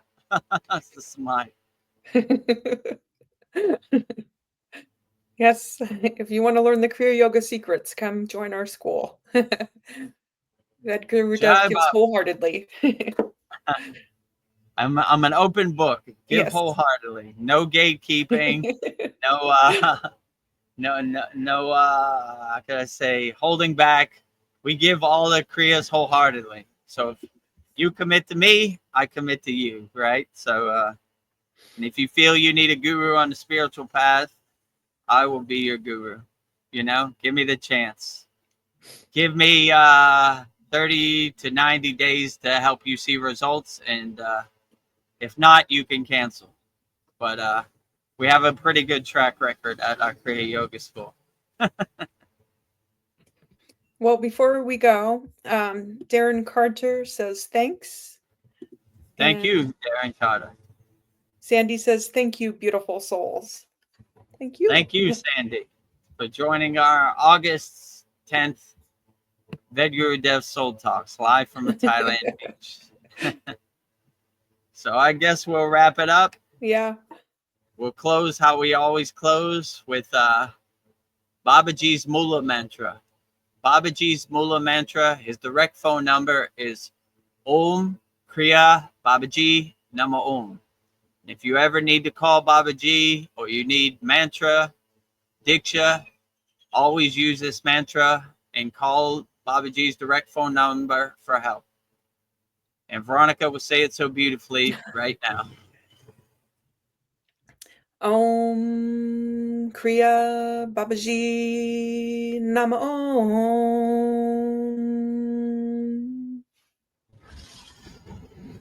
Om Kriya Babaji Namo.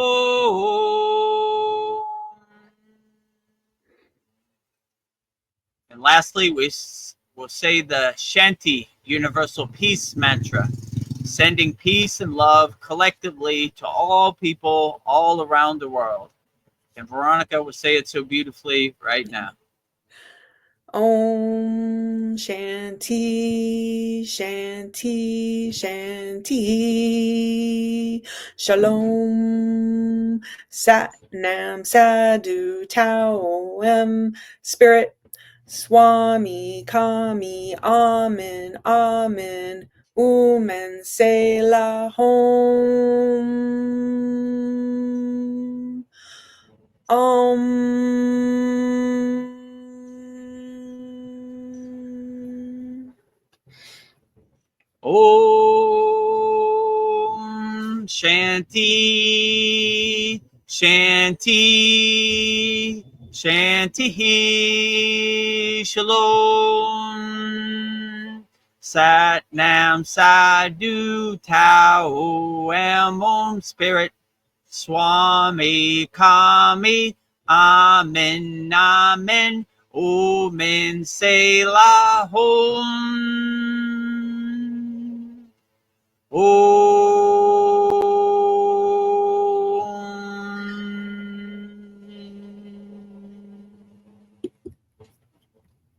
Are you feeling spiritually lost? Like you've tried everything, YouTube videos, online courses, even meditation apps, but still something is missing? Wondering, is this all there is? The world is loud and chaotic, and your soul is overwhelmed, craving inner peace, but you can't find your way back to yourself. This is exactly why I created the Kriya Yoga Masterclass and my proven soul coaching system to help people just like you. This isn't a video you watch and forget. It's a daily spiritual lifeline that brings you back to your soul. So if you're done feeling lost and you're ready to start transforming, then come join us. This is more than a course. This is your lifeline. Go to kriyayogamasterclass.com. Kriya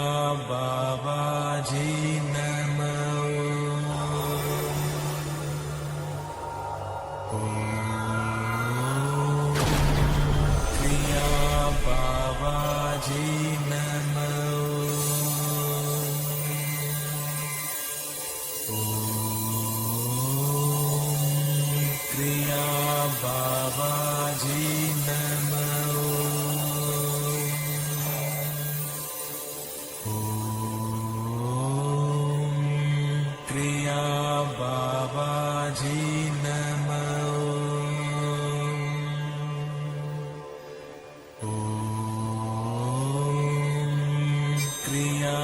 Babaji Namo.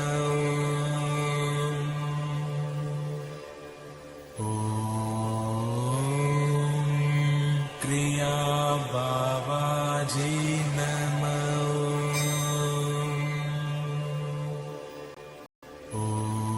Om Kriya Babaji